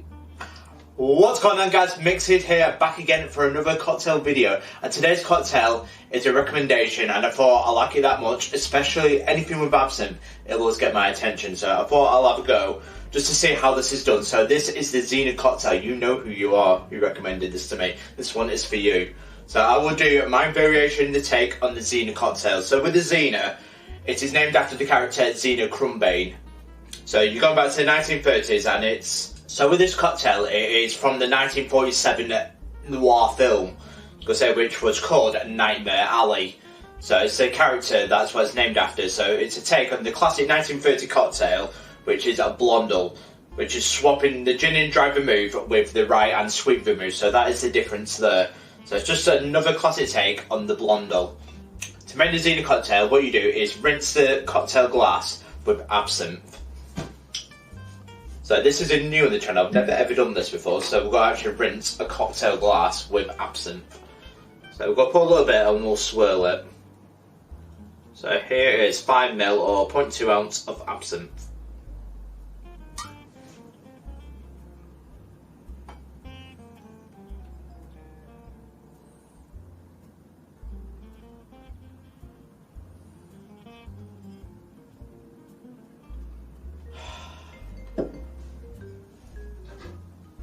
So by giving that a little bit of swirl, just to swirl it around the glass, it gives it that nice classic sign of the absinthe, which is that nice sweet licorice aniseed smell.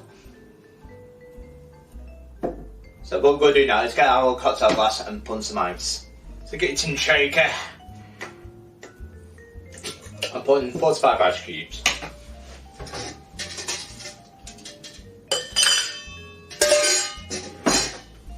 Alright, so let's build this cocktail now. First ingredient into the tin, guys, is 60ml, 2 ounces of rye whiskey. I'm using Sazerac.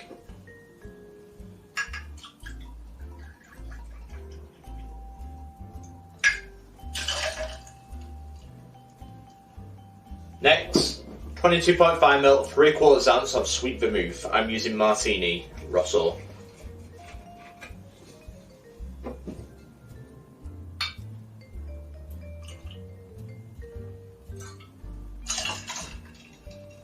Next, 22.5ml, 3/4 ounce of a Benedictine.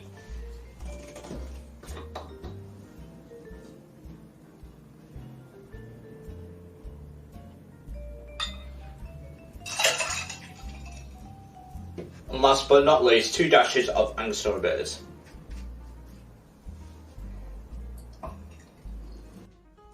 So put your lid on. Now give it a good hard shake, 8 to 10 seconds to get nice and chill.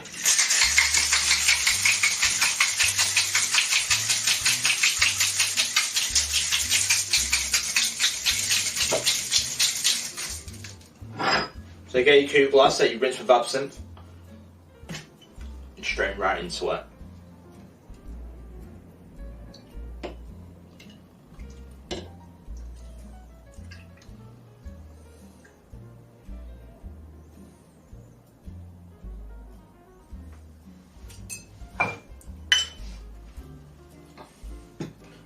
And there we go, 1 Zena cocktail. So there we have it, ladies and gentlemen, 1 Zena cocktail. So you can have the option of garnishing with an orange twist if you wish. But that is how you make the Zena cocktail. How does it taste?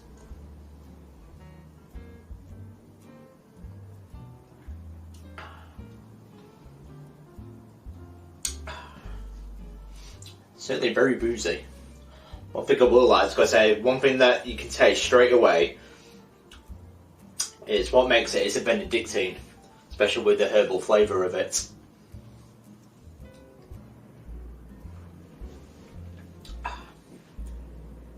But I like it.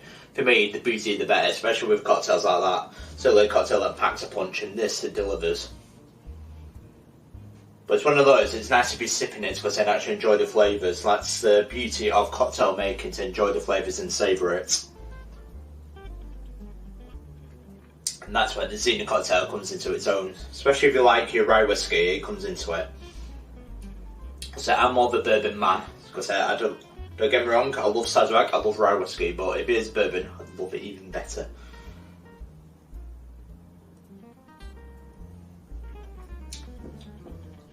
But I think it's a nice combination. I certainly like it better than gin, because with gin it's a very bitter spirit, especially if you make the blondel as well.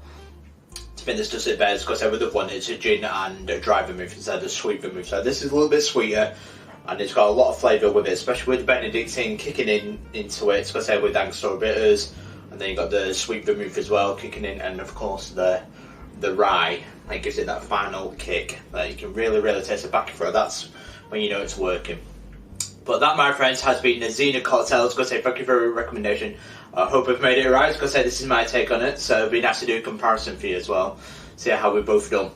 But this has been the Zena cocktail. I will see you guys on New Year's Eve for my end of year blast 2023. As what I'm thinking is I will do a taste test of every single absinthe bottle and taste them like that. That's what I'm thinking like that. So I might even do a shot challenge. So I think I've got 5 bottles, maybe 6 like that, as that'll be quite an appropriate mixed video, I think. See which one is the best absinthe as well, just to figure it out. Of all the absinthes I've got, Pernod, Habsburg, you name it, I've got it. And also Euphoria, but that's going to be my end of year one, and then I will make one on New Year's Day as well, as to start the new year of 2024. But I hope you all have a fabulous day, have a fabulous week as well. I was going to say, Christmas, you can't beat this period. It's you lose track of time, and it's just the best time of the year. But I've been Mixed, and this has been a Zena Cocktail, and I will see you friends in the next cocktail video. And one thing to mention before I go, if you are new around here, don't forget to like and subscribe to Mixed, as we're on the road to 2.5k. So we're slowly getting there, but so thank you for all your support throughout the year. So I really do appreciate it. And we'll see you guys on New Year's Eve. Cheers.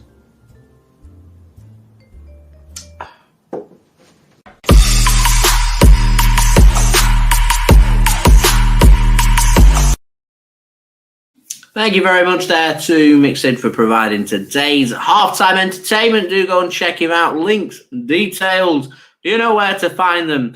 In the description below. So players are back out ready for the second half. Perfectly timed by me for once for a change. Got Jack Grealish with what is that? Is that a headband, an elastic band, a lackey band? Keeping his hair in position. I mean, there's some hair there on the substitute bench for Manchester City, isn't there? Jeremy Doku, Jack Grealish, dreadlocks. What would Jack Grealish's hair be described as? And you got Johnny Stones on the end as well.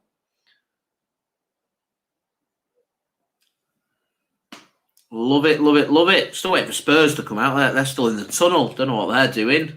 Having a chit chat, having a little break. Oh, there they go. They've decided now they want to come out. There we go.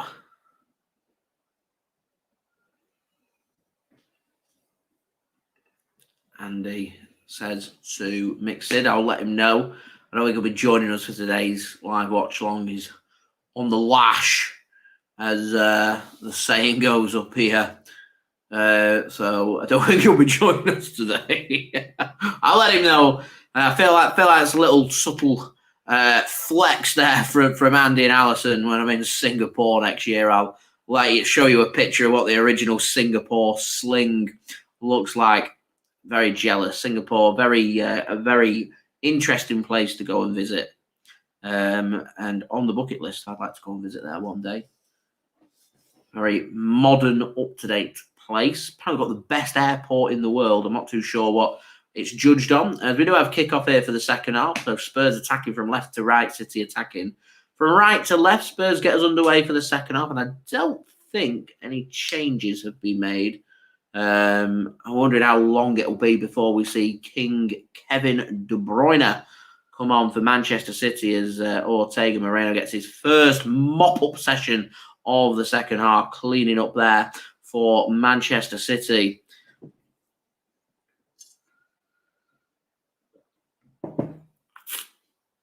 Matty says his name, cat, named after Johnny Stones.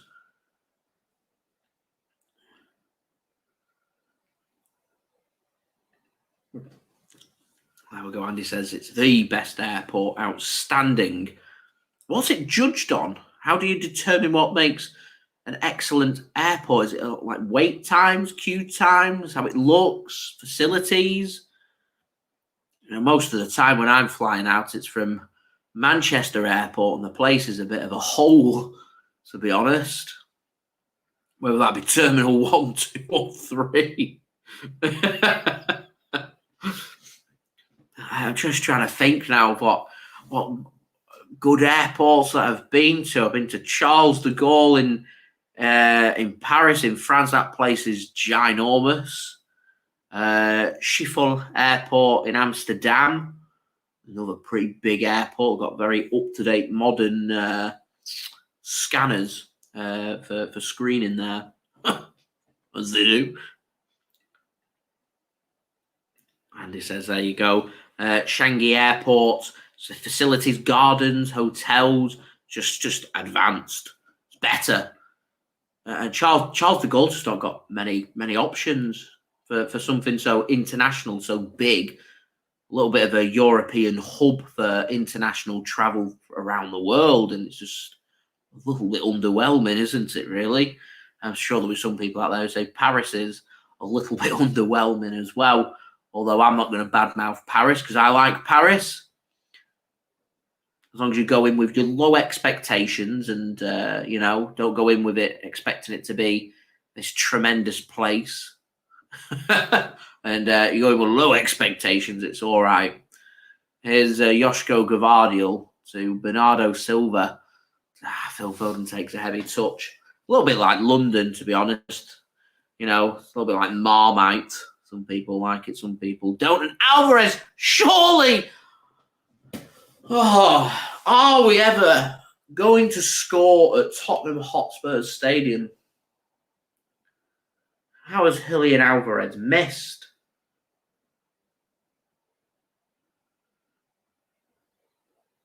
How has he missed? It's a good ball across from Oscar Bob. He takes the touch. Maybe there's a block. Alvarez, there is a block. It's out for a corner. That should be buried. I'm sorry, that should be buried. Should be 1-0. I really don't want this to come back and bite Manchester City. And Alvarez goes low and cleared. How did he miss? How did he miss? Who knows? What a miss. Not scoring today. Blackpool Airport. Well, I'm from Blackpool and I've never actually flown from Blackpool, so I couldn't comment on the airport. I'm telling you, it can't be worse than Manchester. It really can't.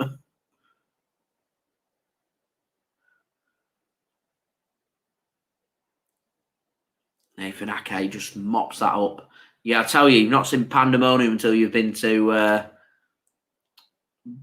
bag drop-off at EasyJet. Terminal 1, Manchester Airport. That's pandemonium. Dropping your case off it. Oh, no. It's Ryanair that normally get all the flack here in the UK, but Ryanair's got their own personal terminal at Terminal 3. I know there's other airlines that fly from Terminal 3, but it's predominantly Ryanair. So checking bags in and stuff's not normally that much of a problem. Whereas EasyJet's has got this little space with so many passengers at Terminal 1. It's poor organisation. And the car park's expensive.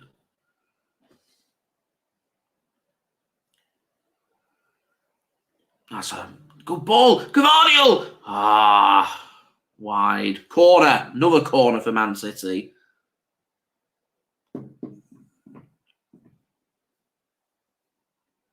Manchester Airport for you, that. Manchester Airport.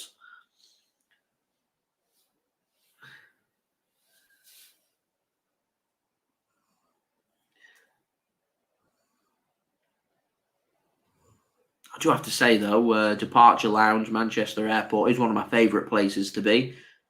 Normally means that JSGC's off to somewhere nice and hot.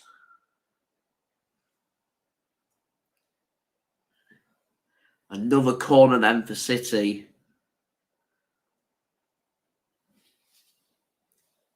Alvarez doesn't beat the first man at the near post. Get KDB on that pitch. Get KDB on that pitch, Ethan. It is good early spell, this, from City. As we're now 43 likes away from 100 likes. So any help towards that, guys, would be much appreciated. So we can have a big push. Managed to hit 100 likes on the last stream against Newcastle, so it'd be great if we could get it on this one as well. Here is Julian Alvarez for City. To Nathan Ake. Good feed that from Kovacic.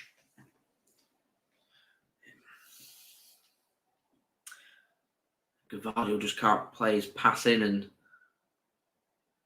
Spurs try and play that. They keep trying to play their way out of bother, and it's just not working. Here's Ruben Dias now to Rodri. Gvardiol.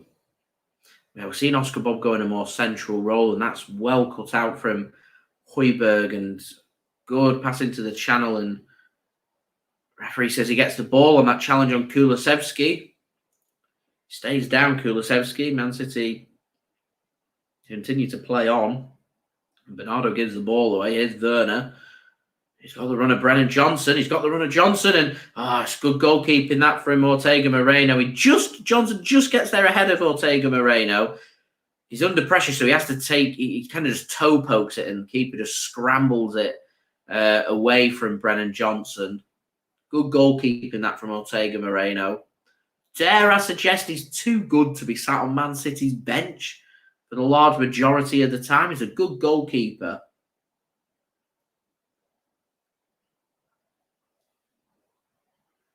Really good goalkeeping. It'd have been an outstanding finish from Brennan Johnson to have put that into the back of the net. He needed to dink it over the keeper. It's just too close. Keeper has everything covered there. Really good work. Ortega-Moreno then gives the ball away high up. Spurs then on the attack. Oh, that's hit an arm. So Werner's put a ball in on Ruben Dias. All the players in the crowd are screaming for a handball. It hits an arm. Not given. Cross comes in. Rodri heads it clear.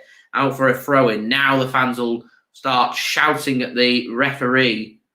Even the players indicating he wants VAR to have a look. It's not a handball. He hits his arm, but his arm's behind his back. Good refereeing that, to be fair.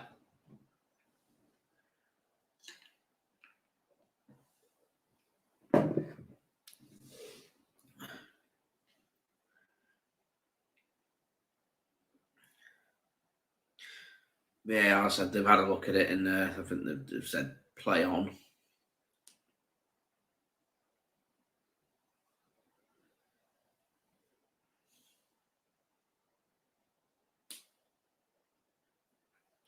Referee clearly saying there to Richarlison, no penalty, play on. And this is the downside you have in the stadium, where you don't get any highlights or replays of what's happening when VAR's having a look, because the angle that we get on television there isn't shown across into the stadium. So the fans at Spurs are convinced that that's a penalty. And it's not. If there's to be shown that highlight, I'm sure all the Spurs fans would look at it and go, oh yeah, good decision from the referee. It's not a penalty. His arm's behind his back. It looked like it hit his arm. Really did. On first look at it, it did. It looked like it hit his arm.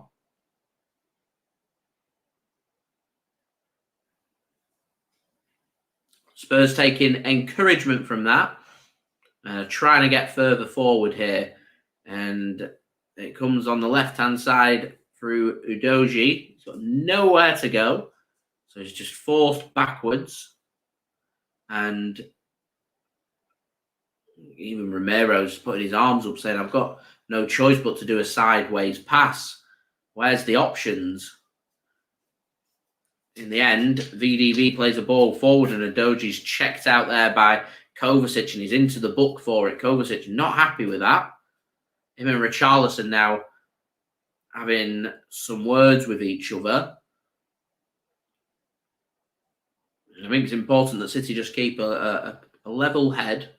He checks him out. It's a foul. Probably is a yellow card. I don't think there could be any complaints there from Kovacic. Not too sure why Kovacic is so animated by that. You know, it's a free kick. It's late. It's a yellow card. First yellow card of the game. Arguably, probably Spurs' best spell of the game as well.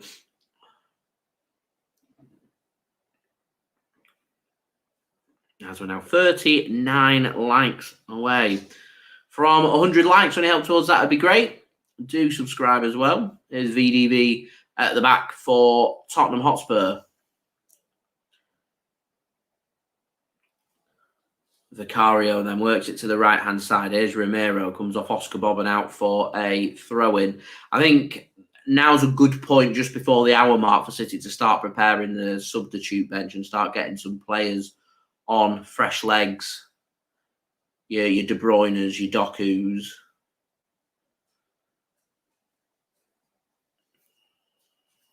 Oscar Bobb's second half, not really that involved. Maybe Man City might even look at Jack Grealish just for his ability to break play up and, his ability to win 3 kicks. He's a player that's fouled a lot, and he just gives Man City a little outlet just to try and slow the Spurs momentum down, as they are starting to get up ahead of steam now, and that will be offside on Richarlison. I'm not too sure why he put his head on top of that when he knew that he was about, 15, 20 yards offside. There we go. As James Maddison's warming up, and it is Jack Grealish that is warming up for Manchester City. He's one of 3 or 4 of the players actually that's warming up. So might not be too long before we see City starting to make some changes. That's a good direct ball across to Kyle Walker on the right. Here's Bernardo Silva now to Rodrigo. He's got the support of Kovacic. He uses the support of Kovacic. Gives the ball to recently single Ruben Dias. Kovacic drops a shoulder, tries to play a pass into Foden. It's beyond him. Udogie cuts it out. Vicario sends it long towards Ruben Dias. Wins the header past Richarlison. Second ball, in the end, won by Bernardo Silva. He does ever so well there, Bernardo. Really well, and wins a free kick for City as well. That's what I want to see more of, breaking down the play. You win the ball back, you get it into a good position, you buy the free kick, down you go. City keep hold of possession. You don't have to be wary about the counter-attack. You don't have to be wary about players being out of position. No frustration leading to City making silly challenges, and it puts Tottenham under pressure, not Manchester City.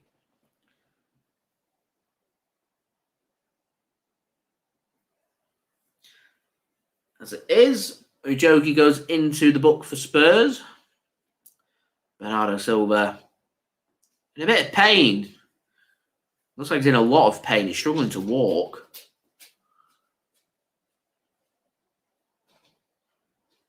Maybe Bernardo Silva's telling the referee that he's just in a bit of pain. He's going to try and just run it off, I think, but he's limping. Anyway, Manchester City pass and knock the ball around at the back. Bernardo Silva back into a jog, so I'm going to keep an eye on Bernardo Silva. Hopefully we don't see him go down onto the deck to receive treatment. He looks in a heap of pain there, Bernardo Silva, and even running, he looks uncomfortable. And he's now got a bit of defending to do because he's up against Timo Werner into the penalty area, and the ball does come across, and Manchester City can get their foot onto that and can get it clear through Kyle Walker as well.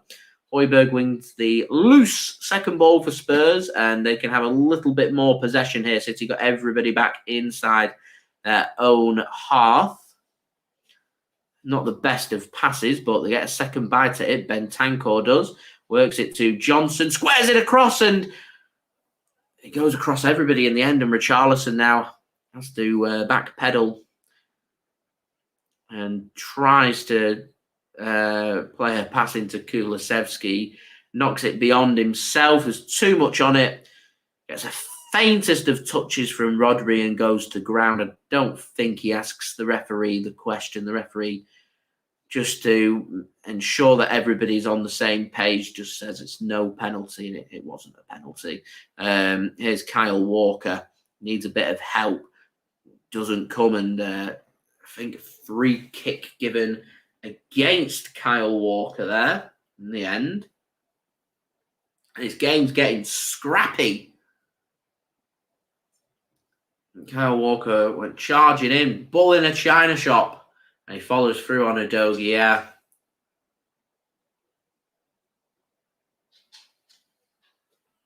He's just using his pace. It's just momentum that follows through. Free kick given to Spurs. Nothing more. So, more defending here for Manchester City to do. And as I said, Spurs just started to grow into the game.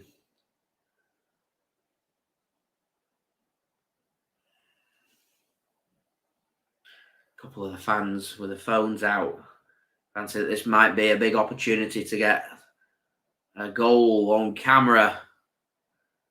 It's former City man Pedro Porro stood over this. Can he put a quality ball into the City penalty area? It's not beating the first man. Kovacic is the man that gets it clear. Is Kulusevski now to Timo Werner. Worked back to Udogie. Nadir reckons Spurs are scoring soon. He can smell it. King D, thanks for tuning in. Says Denver's Mile High Airport. I presume that's not its factual name. And more to do with its location and being high up. So it's the biggest in the world.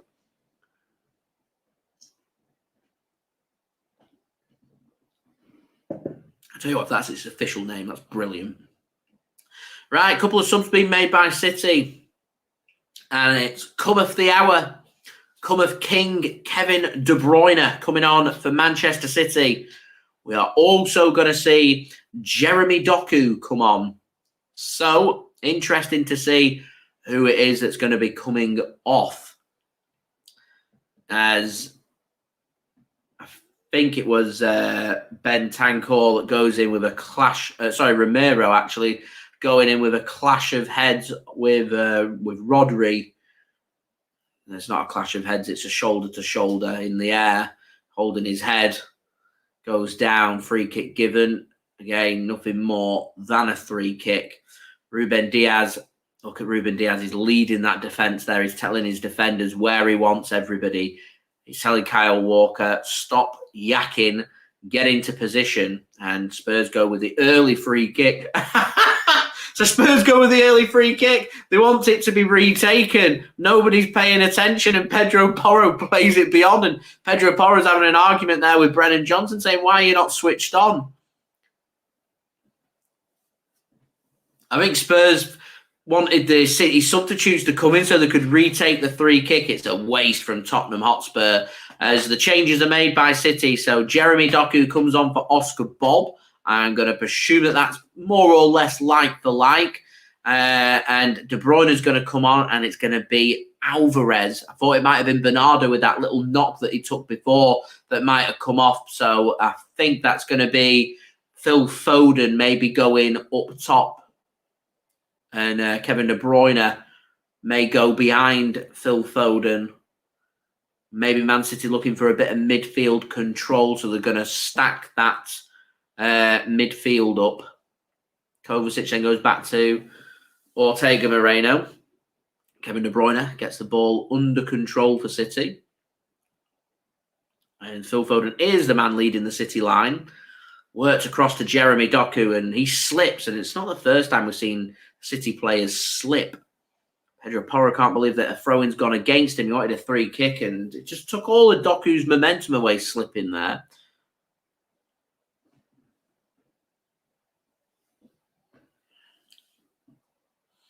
Here's Kovacic then. As we're now 38 likes away from 100 likes, any help towards that would be great.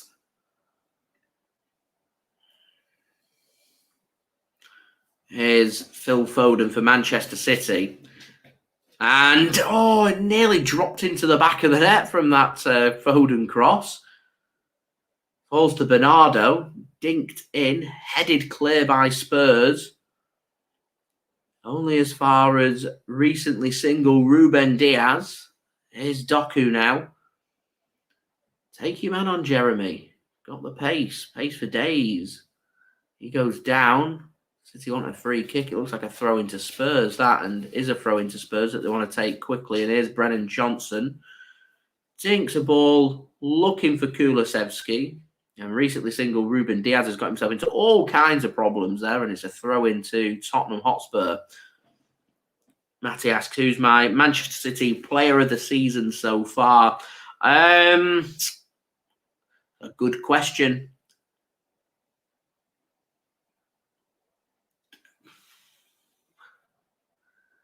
There's a few. Alvarez has had a good season. Foden's having a very good season. Rodri's been as good as always.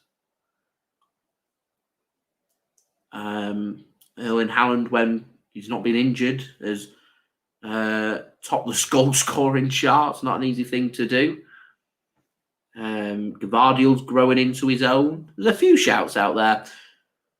Cross comes in from Spurs then. So it's a free kick, not a throw-in that was given. in the end, and amounts to nothing from Spurs. They look off it, Spurs. They do. They really do look off it. John, good evening. Do hope you are well. Ethan says, Kovacic out, get Matheus Nunes in. We're not really seeing too much of Matheus Nunes over the last few weeks, have we?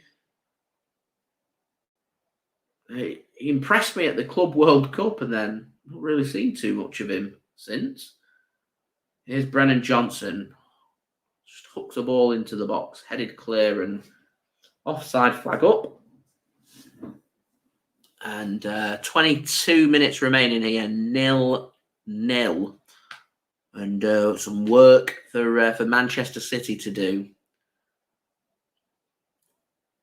Spurs have looked more positive, like they might make something happen here in the second half. And equally, I don't think Manchester City has looked as dominant.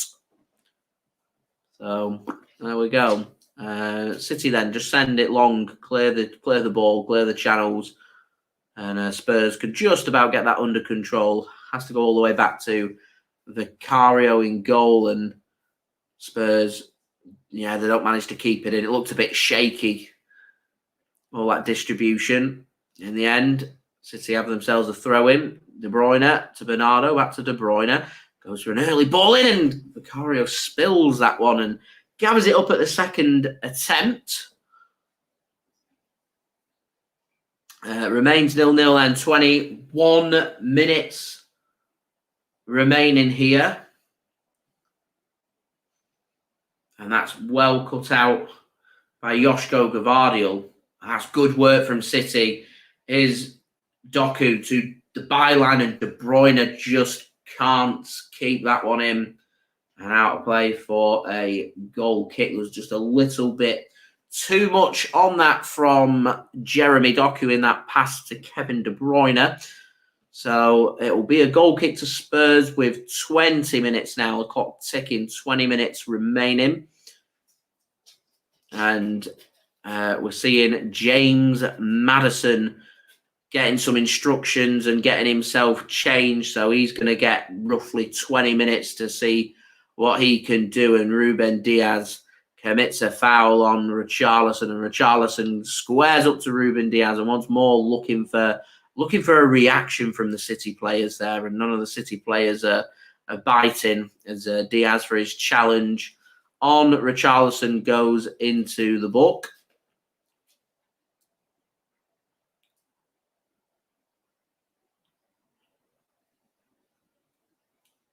So Romero it is to take this free kick for Spurs just inside their own half. City going with a very high line, forcing Spurs midfield back. And it's not a very good ball, and City will win that ball back. Bernardo then to Kyle Walker. Plays a ball into De Bruyne, and it's beyond Phil Foden. He's got Doku in space, though. Here's Jeremy Doku into the penalty area. Weren't the best of balls that from De Bruyne to Foden. Rodri then chips one over towards Walker, and Spurs can get a foot on that and get it clear. Here's Richarlison. Now, what City want to be careful of is don't foul Richarlison. He's got nowhere to go. There we go. Good challenge from Bernardo. He's surrounded out. He had 3 City players around him. He had nowhere to go. Don't need to foul him in that situation. Good drop of the shoulder from Phil Foden. It's a slightly late challenge. A bit harsh, that, on VDV. Does he get a touch on the ball is the question. He does, yeah. I don't think that's a free kick.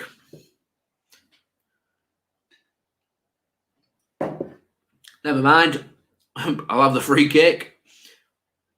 Here is Kovacic now to Rodri. It's not been one of Rodri's best games for City, I don't think, this at the moment. Hey, maybe he's taking the foot off the gas now. He's not got the pressure of Kalvin Phillips here, trying to get in his position. And a couple of subs made. Oliver Skipp is going to be the first of 2 changes made for Spurs. So 2 changes for City, 2 changes for Spurs. Bentancur is going to come off, and James Maddison's going to be the other change. Oliver Skipp came on before. Just waiting for confirmation on who came off because I didn't see who came off.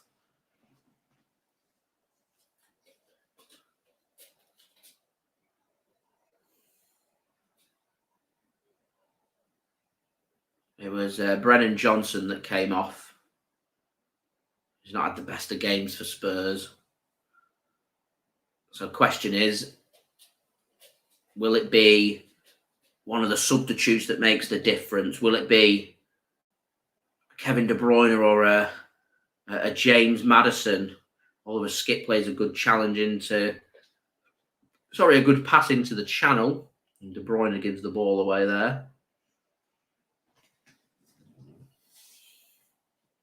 Yet to see De Bruyne really get going for City in this game so far in the first few minutes that he's been on. It's a difficult place to come, Spurs. And it's a difficult one to get up to pace with. I mean,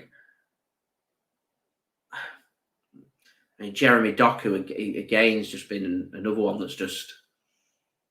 You just need time to settle in. It's hard to make an instant impact at such a difficult place. Standards so high, if you're not at 100%, it's very noticeable, which is probably why City looked so good first 15 minutes. We hit the ground running quicker than what Spurs did. It took Spurs a little bit of time to adapt to the game, the quality of the game, the tactics and everything that's on display. Here's Kyle Walker.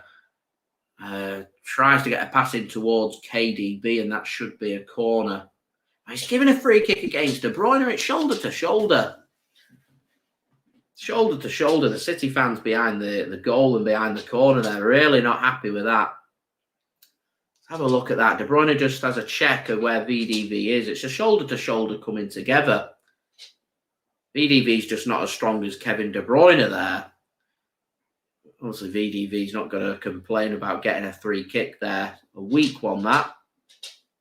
Not for me. I also don't recall the free kick taking place further 10 yards upfield. Referee is going to send the goalkeeper back. Anyway, we're back underway into the final 15. Seamus says, impressed with Bernardo's defending. He's not had too bad of a game, Bernardo Silva. Just not had enough, or I've seen enough here from City for my liking.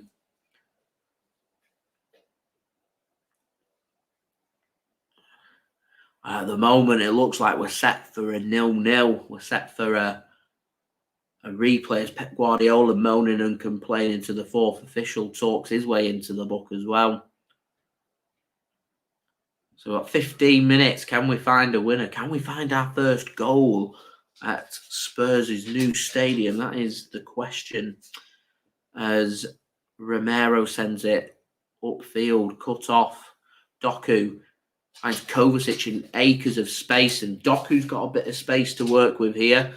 He wants to get back onto his right foot. He can't sort his feet out. He's got to turn and gives the ball away there. Just going back to a sub as how difficult it is to be involved and get up to pace with this match and its quality that they're looking for. Anything less than 100% and you're just going to be off.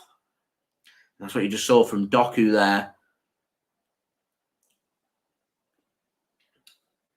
There's movement here for Spurs. Udogie, can he find the pass? It's good covering of defending. Good enough from Ruben Dias to put off Udogie, and good defending from Rodri to mop that up. He's a unit, Rodri. Just barges him over. A legit barge as well. Kovacic then finds Doku, edge of the penalty area. Back to KDB. Josko Gvardiol gives it to Nathan Ake. Here's Rodri to Gvardiol. Here's Jeremy Doku now. He's got two City players in the penalty area. He's trying to get a corner. Not got enough on it. And Spurs are just going to come away with the ball. Gvardiol is trying to narrow them gaps, and Spurs do ever so well to work the way out of bother. Much better from Spurs' second half with their distribution. Much better. I think that's what's caused City some problems second half. That's why we've not looked as good. Spurs have looked better. Oliver Skip goes with a ball across, and Ruben Dias just couldn't sort his feet out, so he sensibly just puts the ball in the stands out for a throw-in to get the get the players back. So it allows Spurs just to push higher upfield, and City got everybody inside their own half. We were speaking in the first half about a low block from Spurs. City very much putting their low block in place here. There's not too much space for Spurs to work with. And we spoke about this just before the game kicked off, about City's ability. We don't score goals at the stadium. So if we're wanting to progress, we need to be very tight as a defensive unit. And we've limited Spurs to very little. Brennan Johnson had a really good chance early in the second half, which was a really good save from Ortega-Moreno. But other than that, what have Spurs actually done? That's a good ball over the top from Rodri to Kevin De Bruyne. Takes a good touch. It's a good challenge that comes in from Romero, and I think he's just feeling the pace of the game here with a little bit of cramping out for a corner to City. And I think that suits Manchester City. We can just, this is going to kill away another 30 seconds to a minute, take a little bit of a breather, and see if we can inject a bit of urgency into this last 10 minutes and see if we can get this FA Cup tie won. As I said, I don't think either team will want the replay, but this will go to a replay if it is level. So De Bruyne chips a ball in, headed clear by Udogie, kept in by Bernardo Silva. Rodri floats one across, cleared by Spurs and cleared well as well. Here's Kyle Walker now. Good 40 yards out from goal to Rodri. Kovacic, there's space on the right-hand side, and Kovacic finds Bernardo on that right-hand side. To Rodri now. He just plays a pass back to Kyle Walker, captain for Manchester City for the season. Back to recently single Ruben Dias. Here's Kyle Walker.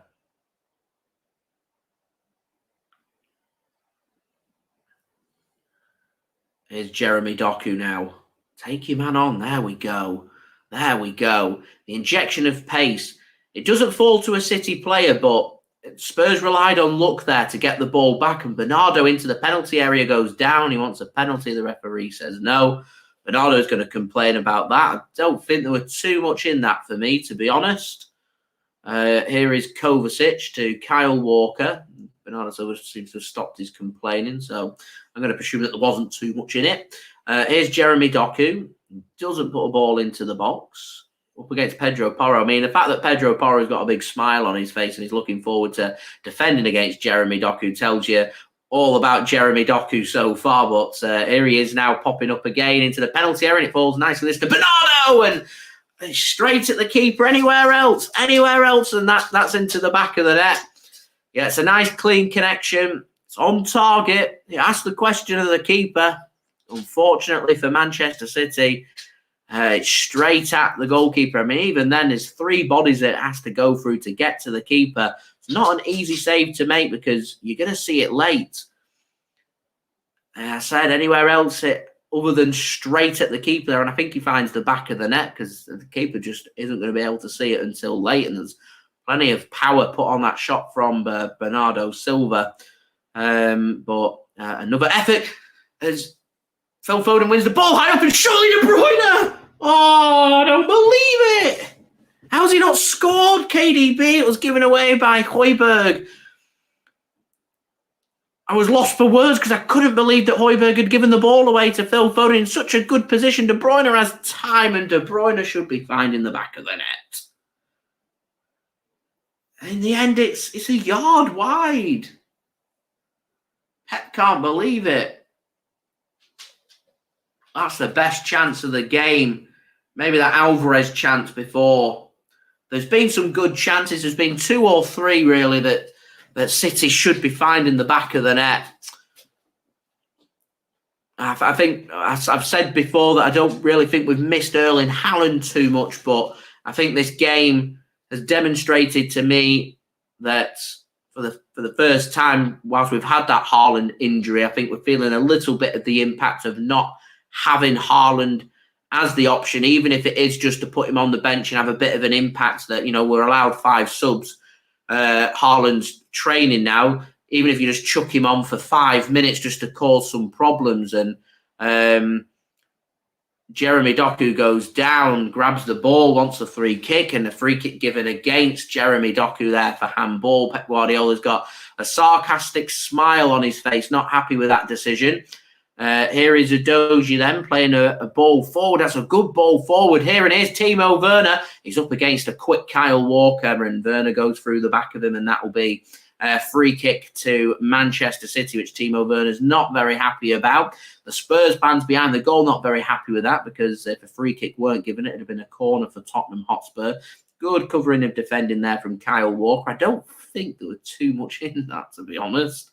There's a little push in the back. I'm not too sure it's enough for Kyle Walker to go down, but I think Kyle Walker, once he gets his body in front of the ball, is happy to feel contact, happy to go down. And that is Ruben Dias, recently single Ruben Dias, happy to go over to Kyle Walker and show his appreciation for a good bit of defending. It's good to see Ruben Dias getting his passion for defending coming back. I can't wait for us to get John Stones back on the pitch. And Josko Gvardiol goes into the book here. What for? So a free kick given to City. It is a free kick from Richarlison on Josko Gvardiol. Gvardiol not happy with it, so he shoves Richarlison. I think that's what he's been booked for, because he's not happy with that challenge. Yeah, Richarlison went straight down the back of his calf. WS, we all know how big of a fan I am of The Apprentice, and You're Fired starting Thursday at 9. Got to get my money's worth from that TV license, you know. No comment about the TV license. Here's Josko Gvardiol to Nathan Ake. Here's Mateo Kovacic then. Well, lads and lasses, it looks like we may be going to a replay. Unless Doku, Jeremy Doku, no! He gets the corner in the end. He goes low. It's a good save from Ricario. I thought that was it. Devious says, sense that goal. It's coming. He can smell it. He can smell the goal. Just need patience. We're being patient. We're 85 minutes in. We've only got 5 minutes of the game left. More pushing and shoving going on in the penalty area. KDB goes to the edge of the penalty area. Bernardo Silva volleys that one straight over the top of the goalpost. You could probably stack 4 goalposts on top of each other and it'd still go over the top of the crossbar. Miles away, as we're now 37 likes away from 100 likes. So any help towards that would be much appreciated. Don't forget to subscribe if you are new around here as well. Press that red button, press the bell, and put your push notifications on. Can we find a late winner here? Oliver Skip shows good feet there to work his way out of trouble under pressure from De Bruyne and Bernardo Silva. And in the end, Timo Werner gives the ball away and Bernardo gives the ball away as well. Great, fabulous. Good stuff. 3.5 minutes then remaining. At the moment, we took 9,000 down to the capital and all that way for a 0-0. You know, we got a late winner at Newcastle in the last game. 90th minute, Oscar Bob. Oscar Bob started this game and he's gone off, so it won't be an Oscar Bob late winner, but is there a late winner from someone else? It's been a well-managed game, this, by City, and Rodri finds De Bruyne. Good feet from De Bruyne, and he gets the shots away wide and out for a corner. More urgency, this, from City. It's good stuff. There's been a bit of rotation from Manchester City. We're missing, obviously, John Stones on the bench, but we're missing Akanji. We're missing Erling Haaland. There's some absentees there for City. It's full strength from Spurs. We've dug deep. We've played a good game. We've just not found that clinical touch. De Bruyne goes in towards the keeper and he drops it. Pokes into the back of the net. He's poked in. It's a goal of Spurs Stadium. It's Nathan Ake. It's Nathan Ake. Unbelievable. We never thought we'd see the day. Spurs want a free kick on the keeper. You know, it reminds me of that Liverpool game when Alisson had a free kick given for him. And I just didn't think it was a free kick. It's a corner's taken in towards the keeper. He drops it. Who is it? Recently singled Ruben Dias on the goalkeeper, putting him off. It is recently singled Ruben Dias. Is there enough to foul him? The keeper just spills it.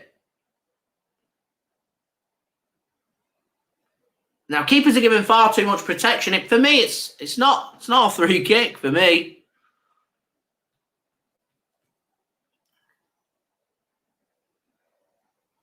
And I'm going to wait till the goal's confirmed before we get too excited, because you never know these days with VAR, do you? It's discussions ongoing.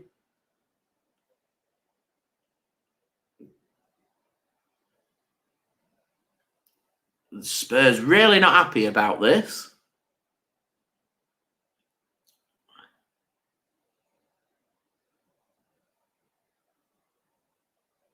Let's see what VAR say. So, corner comes in. There's not enough in it for my liking. I think a goal's given. Never thought we'd see the day. Nathan Ake is the man that scores Manchester City's first goal at Tottenham Hotspur Stadium. How long's the stadium been open for now? It's pre-COVID. The 9,000 City fans are jubilant. We've got something to celebrate. Manchester City, late goals. We love it. Is it going to be a late winner? Nathan Ake. Huge goal for Manchester City. And you imagine Spurs are going to chuck the kitchen sink. Man City looking for London buses here. We'll wait ages for one. Can we grab two? Can we grab two? De Bruyne into the penalty area. It's beyond Phil Foden. It's beyond him.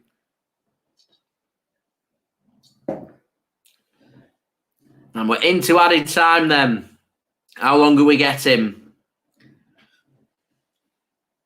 Vicario shown a yellow card in his protests at the goal. Steve says it's about time.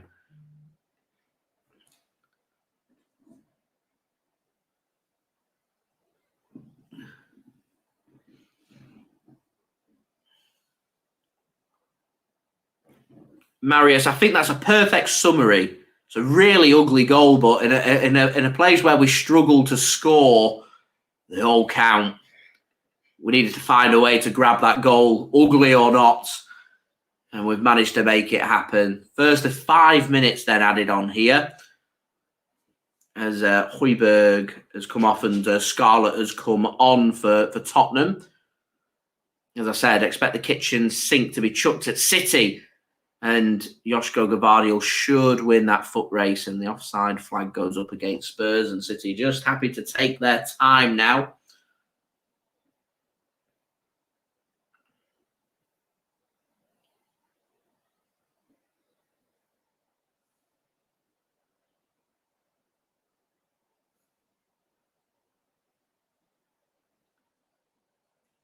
Jeremy Doku, I think, is offside as well. There we go. Matty delighted. Finally, we get our goal at Spurs away. The City fans are tops off. They're happy. 9,000 all the way down to Spurs. They've got something to celebrate. Kudos to all them. Kudos. And are we finally, in the words of Dwayne "The Rock" Johnson, going to see Manchester City not only score at Spurs Stadium, but win at Spurs Stadium as well? Is the jinx, the hoodoo, finally coming to an end? Rock tends to do it more of a growl, doesn't he? He goes, finally. Here's Jeremy Doku. He goes down. He wants a free kick. Gets a corner instead.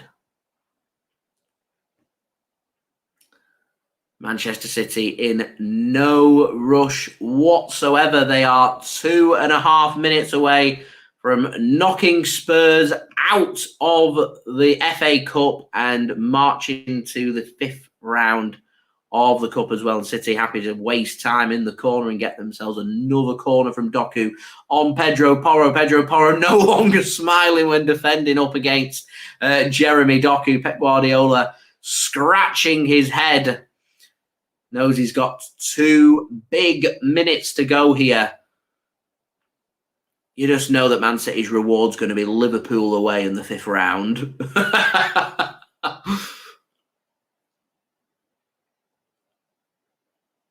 Pedro Porro then sends the ball into the channel and Nathan Ake steps forward, gets his chest onto it, and that allows Manchester City, with the ball going out for a throw-in, to get players back into position. City continuing with the high line, not dropping deeper just yet. Gvardiol sends the ball back to Ortega-Moreno. Not had too much to do, Ortega-Moreno, but when he's been called upon, has done his job and on course for a clean sheet as well. Keeps a clean sheet. City are going to the 5th round. That should be a free kick for Manchester City and is.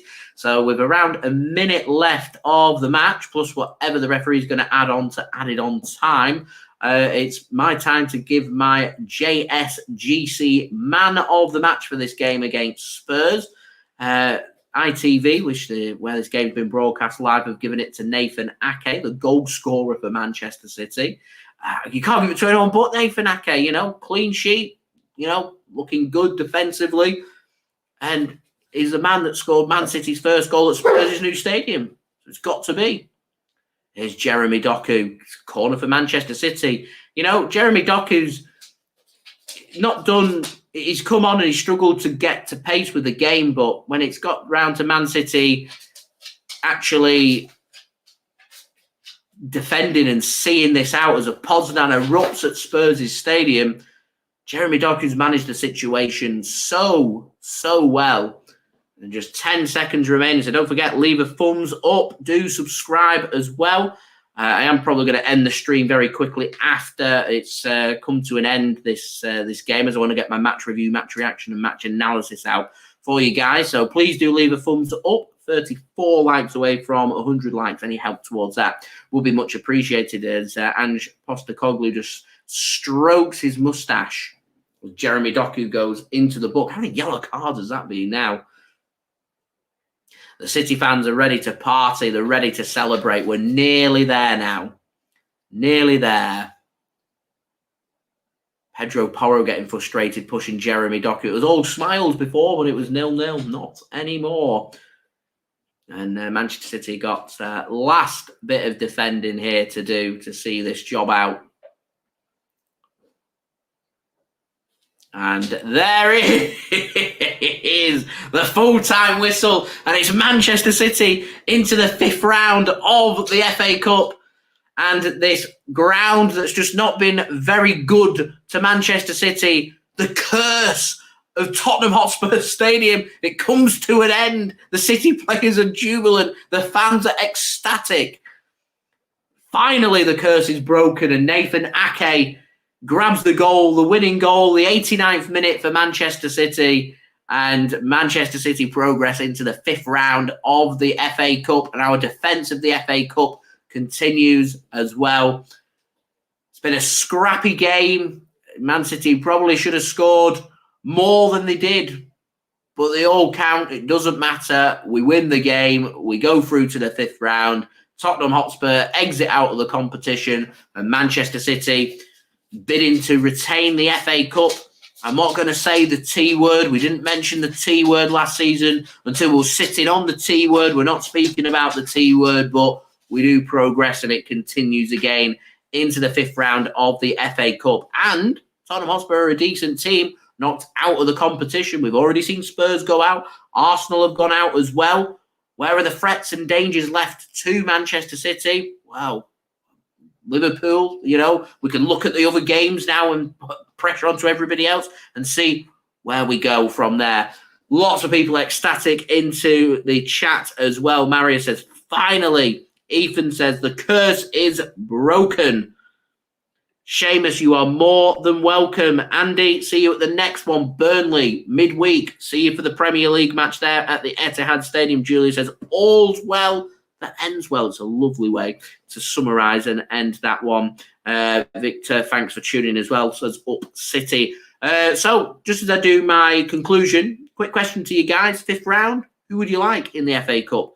Get it in the live chat. So thank you so much for you guys for tuning in, interacting with me today, leaving a thumbs up, leaving some thoughts in the chat and everything. Absolutely superb. So thank you so much for that, everybody. Much appreciated. Don't forget to leave a thumbs up. We're trying to get to 100 likes. We're 31 likes away. We'll see how close we get towards that. May get there in the post-production. You never know. So please do leave a thumbs up. That would be much appreciated. Do subscribe if you are new around here. Press that red button, press the bell, and put your push notifications on. Also, don't forget as well, social media links. They're in the description if you want to go and follow me on my Twitter, Instagram, and TikTok.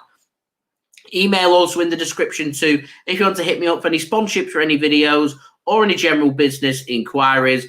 Also, don't forget as well to, I